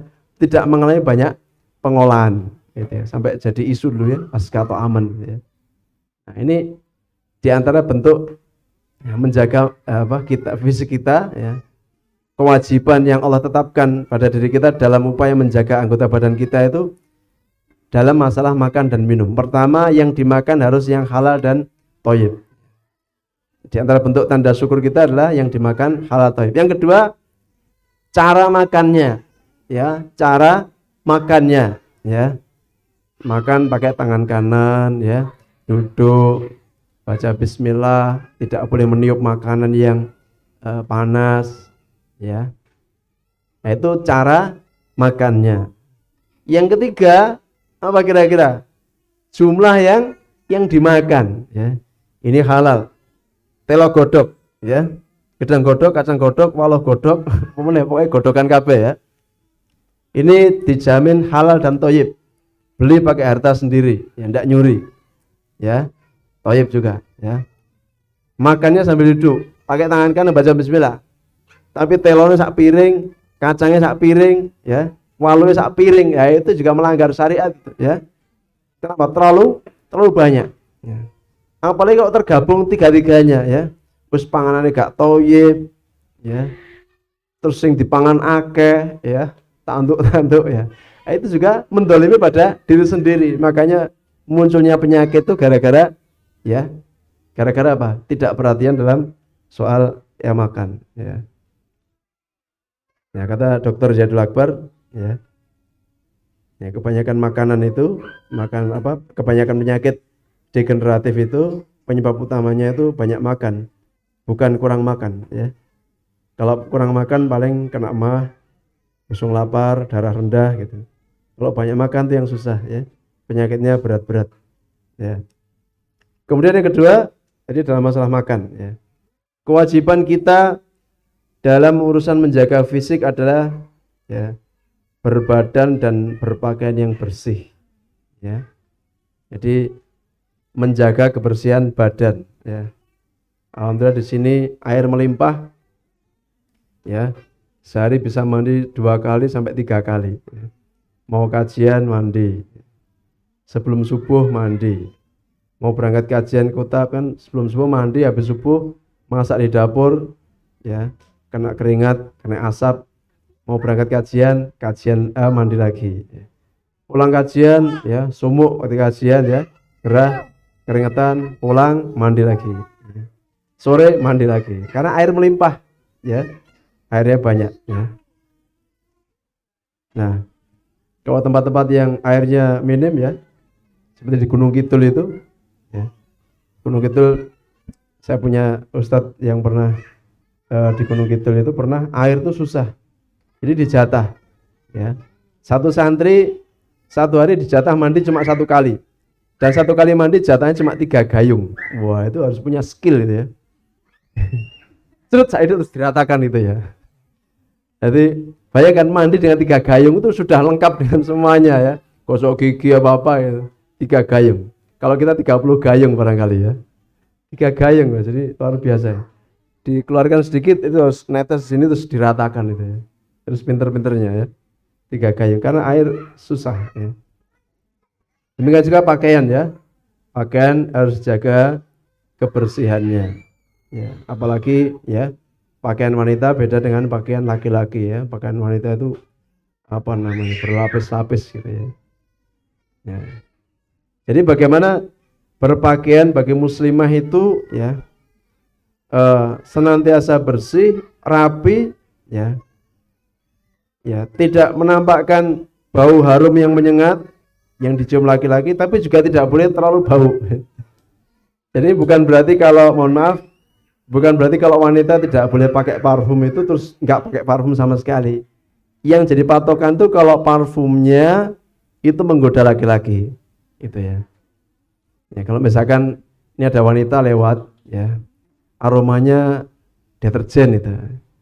Beda dengan wanita lewat aromanya misalnya parfum perempuan, ya, misalkan Hugo Boss Egg atau apa, ya. Atau apa ya nama merek itu, ya. Gilo Steel misalnya. Aroma perempuan, ya, kan beda itu, ya. Ya. Parfumnya perempuan itu, ya. Ini saya naik motor di sini, ada mbak-mbak SMA nyalip, ya. Setelah jaraknya 100 kilo parfumnya masih nyantol di sini. Nah, kalau itu tidak boleh, itu dosa besar itu, ya. Tapi boleh bagi wanita memakai parfum sekedar untuk melawan bau badannya. Misalnya pakai deodoran atau pakai parfum tertentu yang kira-kira tidak sampai tercium dengan jarak yang jauh gitu, ya. Atau aromanya bukan aroma menjadi kekhususan perempuan, ya. Maka wallahu alam insyaallah, ya, kalau baju muslimah itu aromanya aroma mungkin pewangi pakaian atau aroma deterjen atau aroma mungkin yang disemprotkan pada saat nyetrika itu, ya. Maka mudah-mudahan termasuk bau yang tidak masuk kategori terlarang, ya. Kalau yang terlarang jelas yang parfum khusus itu, ya. yang mungkin apa namanya kolon apa itu yang ya. Saya dulu nggak tahu ya, ini kok bisa ya anak SMA ya jam pulang sekolah kok wangi gitu loh ya. Saya dapat jawaban dari istri saya itu. Koncoku ngono Mas arep sekolahe nggo parfum. Jadi arep mulai disemprotne cek. Gitu. Oh, pantes gitu ya. Ternyata parfumnya ada di tas gitu ya. Jadi sebelum pulang disemprotkan dulu untuk menebar apa? Menebar fitnah ya. Jadi luar biasa ya fitnahnya. Nah, jadi bab pakaian ya menjaga kebersihan, kerapian ya dan juga ya menjaga tidak boleh terlalu wangi tapi juga jangan menjatuhkan muruah martabat ya. Mentang-mentang bajunya apa namanya tertutup terus nggak wangi sih tapi malah bau gitu ya. Ini nggak boleh ya. Yang ketiga ya tidak boleh tabarruj ya, tidak boleh tabarruj atau israf dalam berpakaian. Tabarruj itu berdandan, menampilkan apa? Dandanan yang seharusnya itu untuk suami, untuk keluarga, tampilkan depan umum ya. Jadi banyak ini fenomena hari ini ya para wanita ya. Kalau keluar rumah dandan, kalau di rumah maskeran ya. Jadi suaminya dapat masker ya. Dapat masker, dapat apa lagi ya? Dapat koyo ya, dapat minyak kayu putih, dapat balsem gitu. Tapi kalau keluar wanginya nggak karuan, bajunya bagus, bengesan ya. Apa meneh bengesan, celaan, eyeshadowan, sembuh macam-macam itu. Ya, tidak boleh tabarruz, tidak boleh israf berlebih-lebihan dalam berpakaian ya. Kemudian yang kedua ya, di antara nikmat Allah yang harus kita jaga ya bagi para muslimah adalah menjaga akalnya, anugerah akal. Ya. Tentu akal ini ya cara menjaganya adalah diisi dengan makanan berupa ilmu. Ya, maka panjenengan ada di sini itu dalam rangka ya mensyukuri nikmat berupa akal, akal yang sudah Allah berikan kepada kita beri makanan berupa ilmu. Dan itu termasuk keutamaan manusia dibanding binatang. Ya. Binatang itu ya tidak punya akal. Sejak zaman dahulu ya, sampai hari ini sing jenenge doro lek golek susu ya begitu, kelinci ya begitu ya, tidak ada inovasi. Ya. Kemarin Ustaz Nizar itu cerita ya pada saat mukadimah kajian itu ya. Beliau cerita ketika di Sudan ya, kalau mau dari Sakan ke masjid kalau mau taklim itu jaraknya kurang lebih 3 kilo ya. Kalau mau cepet naik bis tapi bayar. Kalau mau irit jalan kaki saja ya. Nah, beliau milih ngirit aja. Mungkin khusnudan supaya pahalanya besar ya, jalan kaki. Pada saat beliau jalan kaki menuju masjid ada seekor burung elang itu terbang ke arah yang sama ya, ke arah yang sama itu menuju masjid. Terus Ustaz Nizar bergumam, wah enak ya tadi elang ya. Beberapa kepakannya setelah itu diem, tinggal nyelorot aja seret sampai masjid gitu ya. Sedangkan kita ini harus jalan ya, harus jalan beberapa kali ayunan baru nyampe masjid. Tapi setelah itu beliau ingat, oh astagfirullah ya. Tapi kan aku kan manusia ya, sedangkan itu cuma burung ya. Burung itu sampai masjid juga untuk ilmu ya. Terbang dari sana sini enggak bertambah ilmunya, enggak dikaruniai akal ya. Dengan saya capek-capek jalan ya. Jenengan dari rumah ya. Mungkin di sini ada yang di rumah meninggalkan pekerjaan ya. Kumbahanku mau tak PP ya, mergo wedi udan. Sitoke kumbahanku tak PP muga-muga kajian rampung gak udan ya. Pikir-pikirnya banyak, aku wis blonjo gue tak masak gitu. Tapi kan insya Allah nanti pulang dari sini dapat ilmu ya, dapat pengetahuan terupgrade ya, terupgrade. Jadi dapat ilmu ya, anugerah yang Allah berikan kepada kita manusia. Nah, orang beriman itu akalnya digunakan untuk tunduk dan patuh kepada Allah Subhanahu wa taala ya. Jadi itu apa namanya? Kewajiban kita menjaga akal dengan cara berusaha selalu menambah ilmu pengetahuan khususnya dalam urusan agama kita ya.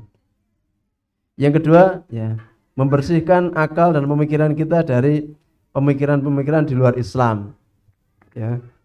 Banyak sekali ya apa namanya model-model apa pemikiran-pemikiran yang menyimpang dalam Islam ya. Dulu kalau tidak salah sekitar tahun 2000 itu ada buku judulnya Quantum Learning ya. Saya baca karena itu buku itu bestseller ya.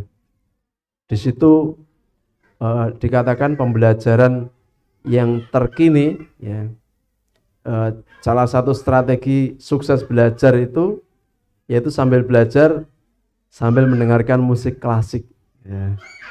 Karena musik klasik itu ritmenya itu sesuai dengan gelombang apa alfa, beta apa gamma gitu ya. Jadi itu membantu belajar. Makanya diterapkan di beberapa sekolah-sekolah di luar negeri ya. Belajar backsound, ada backsoundnya itu musik klasik ya. Mozart, Beethoven, Kenichi, Kitaro gitu ya. Nah, saya terpengaruh di situ ya. Saya akhirnya beli kumpulan apa MP3 ya Mozart, Beethoven itu. Dan saya masih ingat, saya punya kenangan konyol ini. Saya menghafal surat Al-Burud sambil mendengarkan musik klasik itu. Subhanallah. Ya, itu termasuk pemikiran-pemikiran yang di luar Islam ya, jelas tidak mungkin ya. Tidak ada tanya jawab ya. Ya, sampai seorang ibu yang hamil itu ya dianjurkan di usia kehamilan sekian bulan itu diperdengarkan musik klasik ya. Supaya nanti bayi ketika lahir tuh otaknya sudah gemilang sehingga cerdas gitu ya. Tapi begitulah orang-orang kafir ya, orang di luar Islam itu ya berbuat itu atas dasar penelitian ya. Dan namanya ilmu kalau harus cuma hasil dari penelitian, nanti harus siap-siap akan dikalahkan oleh penelitian berikutnya ya. Setelah itu kurang lebih 5 tahun kata Ustadz Galan ya. Setelah 5 tahun datang penelitian berikutnya membantah hasil penelitian pertama. Tidak benar kalau musik itu yang membuat otak cerdas. Yang membuat otak cerdas itu ya belajar. Ya, Imam Syafi'i rahimahullah cerdas itu ya karena kesolehan orang tuanya dan memang anugerah yang Allah berikan kepada beliau dan tidak ada di sirah, di terjemahnya atau di apa biografinya Imam Syafi'i ketika kecil ibunya rajin mendengarkan CD Mozart, Beethoven ya. Tidak ada itu dulu, tidak ada MP3 ya itu. Ya. Terus masalahnya gimana yang sudah kadung dengarkan itu? Kan berarti merusak itu. Terus gimana cara terapinya itu? Kadung kebelanjur ya. Makanya kita tuh jangan suka tergiur dengan kehebatan yang tidak berada di Islam. Ya, mohon maaf kalau saya harus nyebut negara ya. Beberapa belakangan tahun terakhir ini banyak orang-orang yang merasa takjub dengan negara Finlandia. Oh, di sana tidak ada pelajaran serumit kita hari ini, jadi cuma matematika ini. Ada yang berusaha niru. Setelah ditiru sekian tahun berkembang lagi, oh di sana sekarang disederhanakan lagi gini. Ya, kalau kata Ustaz Budi, kita nunggu aja di sini. Apa yang diberikan Islam aja kita pegang, nanti lah ketemu lagi kalau memang serius. Ya. Seperti kata teman saya ya, kuliah di kedokteran hewan. Ya. Sini ada juga dokter hewan, mantan. Itu Bu Ella dulu teman apa? Satu ini kampus Bu Ella utara kampus saya. Gitu. Kedokteran hewan ya, saya kampus MIPA ya. Teman saya yang dokter hewan bilang, hari ini kata beliau ya, penelitian di kedokteran apa di apa ilmu gizi itu babi itu yang bisa dikonsumsi hanya beberapa bagian daging saja. Dan itu di sepanjang tahun mengalami penurunan. Dulu mungkin banyak bagian dari babi yang boleh dikonsumsi, setelah itu berkurang lah. Ini kalau penelitiannya jujur, lakalan semua bagian dari babi pasti tidak boleh dikonsumsi. Kita orang Islam, ya udah apa kata syariat diikuti saja ya, diikuti saja ya.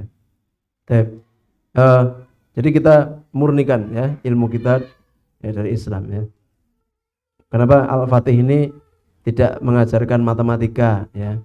Yang ada adalah kalistung ya. Ya namanya apa hitung itu ilmu hitung itu ya. Apa itu? Penambahan, pengurangan, perkalian, bagian. Ya. Kalau kita ini yang mungkin dulu sekolahnya SMA jurusan IPA itu kadung kenal ilmu macam-macam, sekarang nggak jelas dipakai apa ya. Maka jangan mengulang kesalahan pada anak-anak kita ya. Dulu pernah belajar sinus, kosinus, tangen ya. Apa itu? Aljabar linear elementer ya. Kalau yang kuliah kalkulus 1, kalkulus 2, kalkulus multivariabel, kalkulus lanjut ya. Kuliah angel 3 kali dapat nilai C, terus nggak mau ngulang. Ya, kuliah tersulit ya. Terus pokoknya kalau sebetulnya mata kuliah paling momok ya kalkulus ya. Lebih momok dari matematika itu kalkulusnya. Jadi ngulang 2 kali dapat C itu ya. Teman saya kuliah dapat D, ngulang malah dapat E.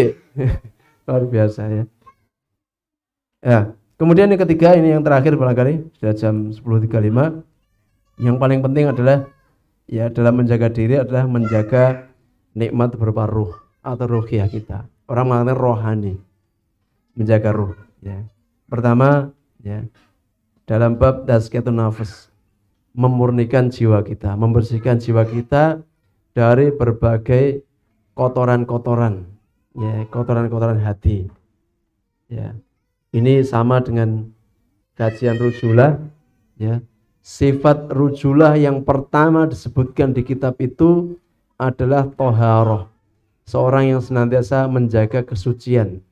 Kesucian lahiriah maupun kesucian batinnya. Kalau kesucian lahir ya suci dari kotoran, suci dari najis, suci dari hadat. Gitu ya. Nah yang kedua kesucian batin. Membersihkan hati kita dari berbagai penyakit hati. Ya. Kesyirikan, ya, hasad. Itu penyakit hati. Ada ungkapan mengatakan ya manusia yang paling bahagia di dunia ini adalah orang yang qanaah.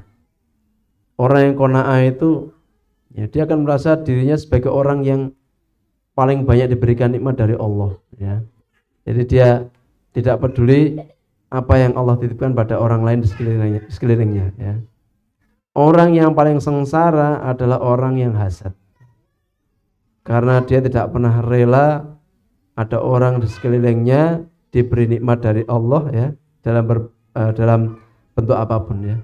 Dia selalu dirongrong oleh rasa iri dan dengki ya, hasad. Ini penyakit hati ya. Yang kedua ya sifat sombong. Ya, sombong, gurur, ini hampir sama ya. Sombong, gurur merasa berbangga diri, merasa tertipu ya. Kemudian ketenaran ya, mencari ketenaran. Jadi hidup tidak mencari pahala tapi mencari ketenaran, mencari subscriber, mencari follower. Agar dirinya tenar, agar dirinya dikenal, ini satu hal yang berbahaya ya. Kemudian hubbul mal, cinta harta berlebihan ya, sampai mengalahkan akhirat. Kemudian ujub ya, hampir sama dengan berbangga diri. Riya, suka memamerkan amal ya. Kemudian yang kedua setelah tazkiyatun nufus yaitu ya, berusaha berteman ya, dengan orang-orang yang baik ya, mencari teman dan pergaulan yang baik ya. Al mar'u ala dini khalili ya. Seorang itu akan tergantung dengan siapa dia berteman dan bersahabat. Karena yang namanya agama, tabiat itu saling menular, saling mempengaruhi. Beruntunglah bagi yang berteman dengan orang baik karena dia akan ketularan kebaikannya. Kata Imam Syafi'i, aku senang bergaul dengan orang soleh meskipun aku tidak termasuk di dalamnya karena aku berharap ketularan kesolehannya. Aku tidak suka bergaul dengan orang rusak meskipun aku sendiri juga orang rusak karena aku khawatir aku tidak akan berubah.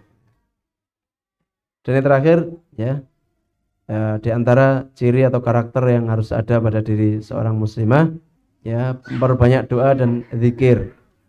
Ya, memperbanyak doa dan zikir. Dan zikir itu amalan yang tidak ada rukhsahnya. Jadi semua orang wajib untuk senantiasa zikrullah ya.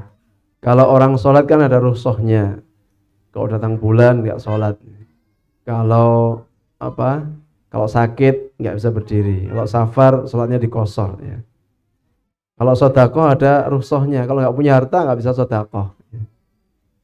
Apalagi haji ya. Tapi kalau zikir tidak ada rukhsahnya.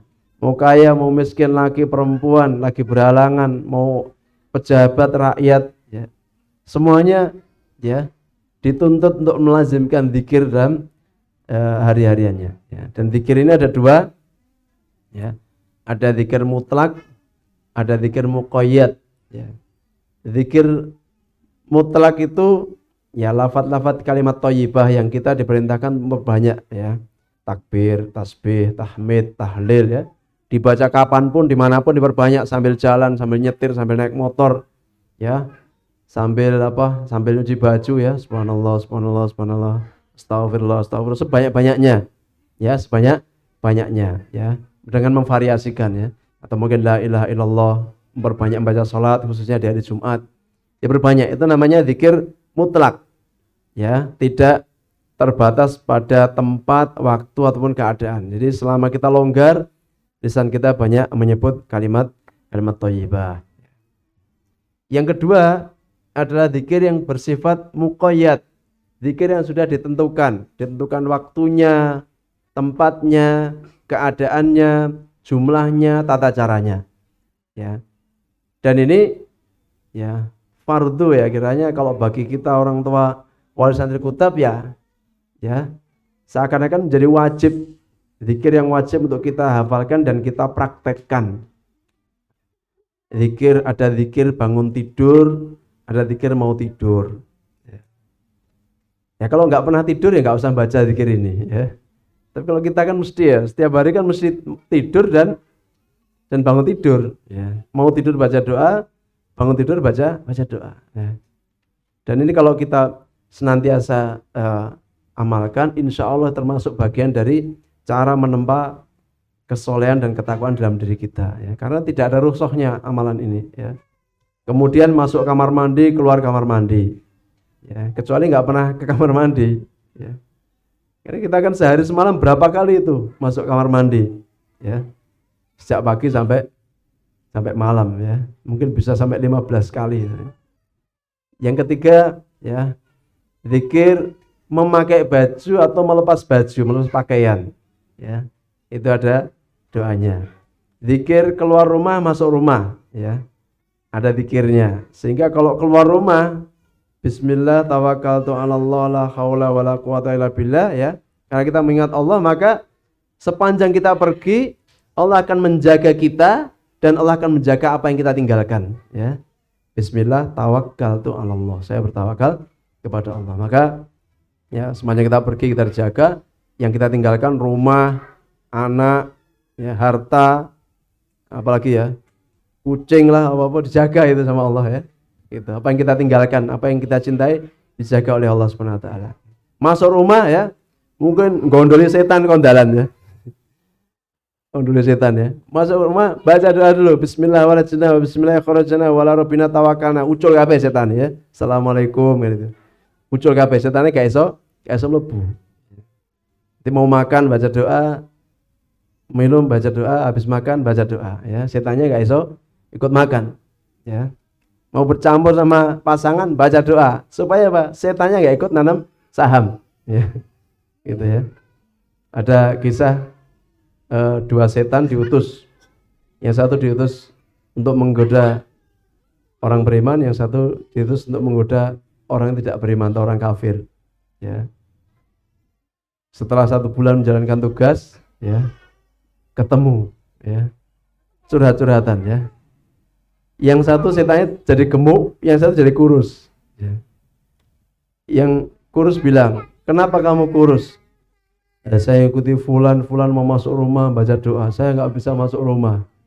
Udahanan, kangenan, kepanasan ya, masuk angin ya setannya ya. Dia mau makan baca doa, saya nggak bisa ikut makan. Jadi saya kelaparan 1 bulan nggak makan, gitu ya. Dia mau pergi baca doa, saya nggak bisa mengganggu ya. Akhirnya kurus ya. Yang satu gemuk, kamu kok bisa gemuk? Enak aku, mau nggak tahu zikir ya. Mlebu omah gak zikir, gak salam, aku bisa mlebu omah. Bisa turunin kasur, bisa turunin sofa. Orang ini mau makan, aku bisa ikut makan. Jadi kenyang saya, gemuk saya. Ya. Saya makan kurus ya. Jadi ada orang makan, banyak makan kok badannya kurus. Nah ini patut curigai ya. Ya kalau banyak makan, kan badannya besar. Ini banyak makan kok tetap kurus. Jadi yang gemuk setannya itu. Ya. Gak barokah yang dimakan. Ya. Makan saya ikut makan. Ya. Bahkan Nyon Sewu, ketika dia mendatangi istrinya, saya bisa ikut ya, memberikan saham. Pantas kata ini teman saya yang ngajar TPA. Saya curiga terus santri siji kok ada uang ya. Jojo bapak ibu gak mau sedonga. Nah, ibu-ibu yang dimuliakan Allah Subhanahu wa taala ya. Ada kitab ditulis oleh Al-Imam An-Nawawi ya rahimahullah, judulnya Al-Adhkar. Ya, Al-Adhkar, kitab yang lengkap membahas tentang zikir-zikir ya. seorang muslim itu. Ya, masyhur di zamannya, banyak ulama memujinya. Sampai kata para ulama, siapa yang nggak punya kitab Al-Adhkar, rumahnya harus dijual buat beli kitab ini. Ada yang punya Al-Adhkar, Bu? Nggak ada. Nanti rumahnya pasang plakat dijual ya buat beli kitab Al-Adhkar. Tapi masalahnya saya sendiri juga nggak punya ya, Bu. Ya. Nah, hari ini ada yang serupa yang sederhana itu ya. Ada kitab judulnya Hisnul Muslim. Ya, judulnya Hisnul Muslim ya. Harganya kurang lebih 15.000 atau 20.000 ya. Itu kitab yang banyak direkomendasikan para ulama, banyak diterjemahkan oleh kerajaan Saudi di banyak bahasa, biasa dihadiahkan orang haji dan umroh. Ya, judulnya Hisnul Muslim. Panduan dari bangun tidur sampai tidur kembali. Ya. Kata guru saya dulu, pokok apal Hisnul Muslim iso mimpin tahlilan katanya. Tahlilan yang syar'i maksudnya ya. Itu semua doa ada di situ. Hujan ada doanya, ada angin ada doanya ya. Ada orang bersin punya musibah, dapat anak, mau menikah ya, ada doanya. Terus doa kalau beli kendaraan ya, jangan punya kendaraan ya, di rumah masing-masing punya kendaraan minimal satu ya, motor. Pernah nggak motornya didoain, Bu? Ya, pernah tanya sama bapaknya, sama suami ya. Mas, saman bar kredit, ada kredit ya, bar tuku mobil ini ben tahu ditongani apa ora ya, orang tahu deh, orang ngerti dongane ya. Doanya tuh sama dengan doa ketika menikah ya. Jadi suami kalau habis menikah, habis akad nikah itu kan sholat 2 rakaat ya. Sholat betul Bu ya. Sholat 2 rakaat, imamnya, suaminya jadi imam, istrinya jadi makmum. Setelah sholat ya, suami megang ubun-ubun istri ya. Allahumma inni as'aluka khairaha wa khairu ma jabaltaha alaih wa a'udzubika min syarriha wa syarri ma jabaltaha alaih. Sudah lama saya enggak baca doa ini, sudah 16 tahun. Belum pernah di murojaah. Ya. Nah, ini dibaca. Doanya mirip seperti itu. Ya. Mirip seperti itu. Ya. Nanti kalau ya saya pernah bilang ke bapak-bapak gitu.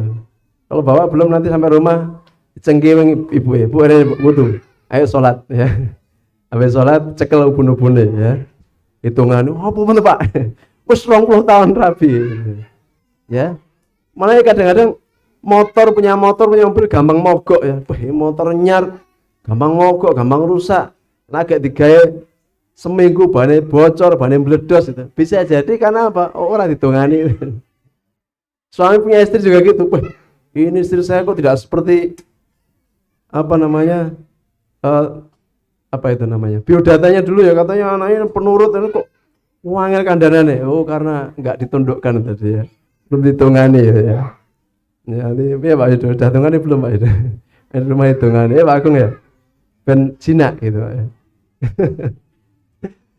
Nah, jadi itu judulnya Hisnul Muslim. Saya nggak tahu kalau di sini belinya di mana, tapi kalau yang punya Android nanti klik Play Store, tulis Hisnul Muslim ya. Hisnul Muslim nanti muncul di situ ya. Kumpulan doa dari bangun tidur sampai tidur kembali lengkap dengan terjemahannya ya. Itu kita baca supaya lisan kita itu terbiasa menyebut nama Allah di setiap keadaan ya. Ya, kalau ada hujan, ini kan musim hujan ya, turun hujan ya, ada doanya. Terus pada saat hujan ada angin kencang, ada doanya ya. Hujannya reda, ada doanya. Pas tengah hujan ada beledak, ada doanya. Jadi lengkap di situ di buku Hisnul Muslim. Baik, mungkin saya kira itu yang bisa kami sampaikan ya. Bukunya ini masih banyak ya.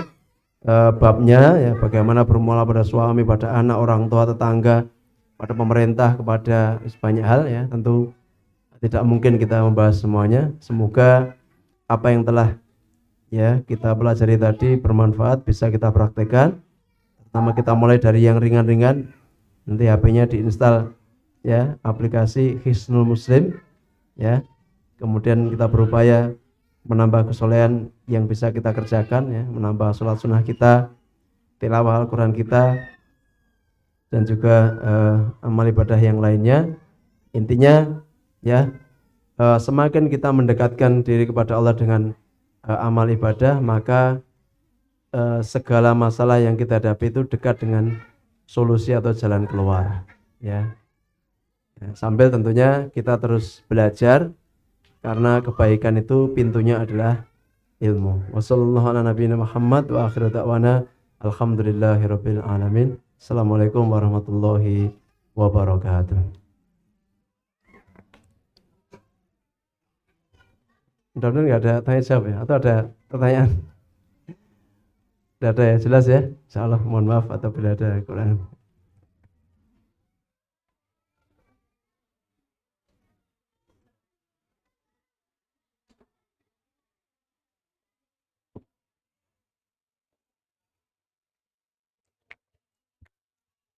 Alhamdulillahirrahmanirrahim. Jazakallahu khairan Ustadz atas materi hari ini. Masya Allah ya, ini mendadak aja isinya daging semua.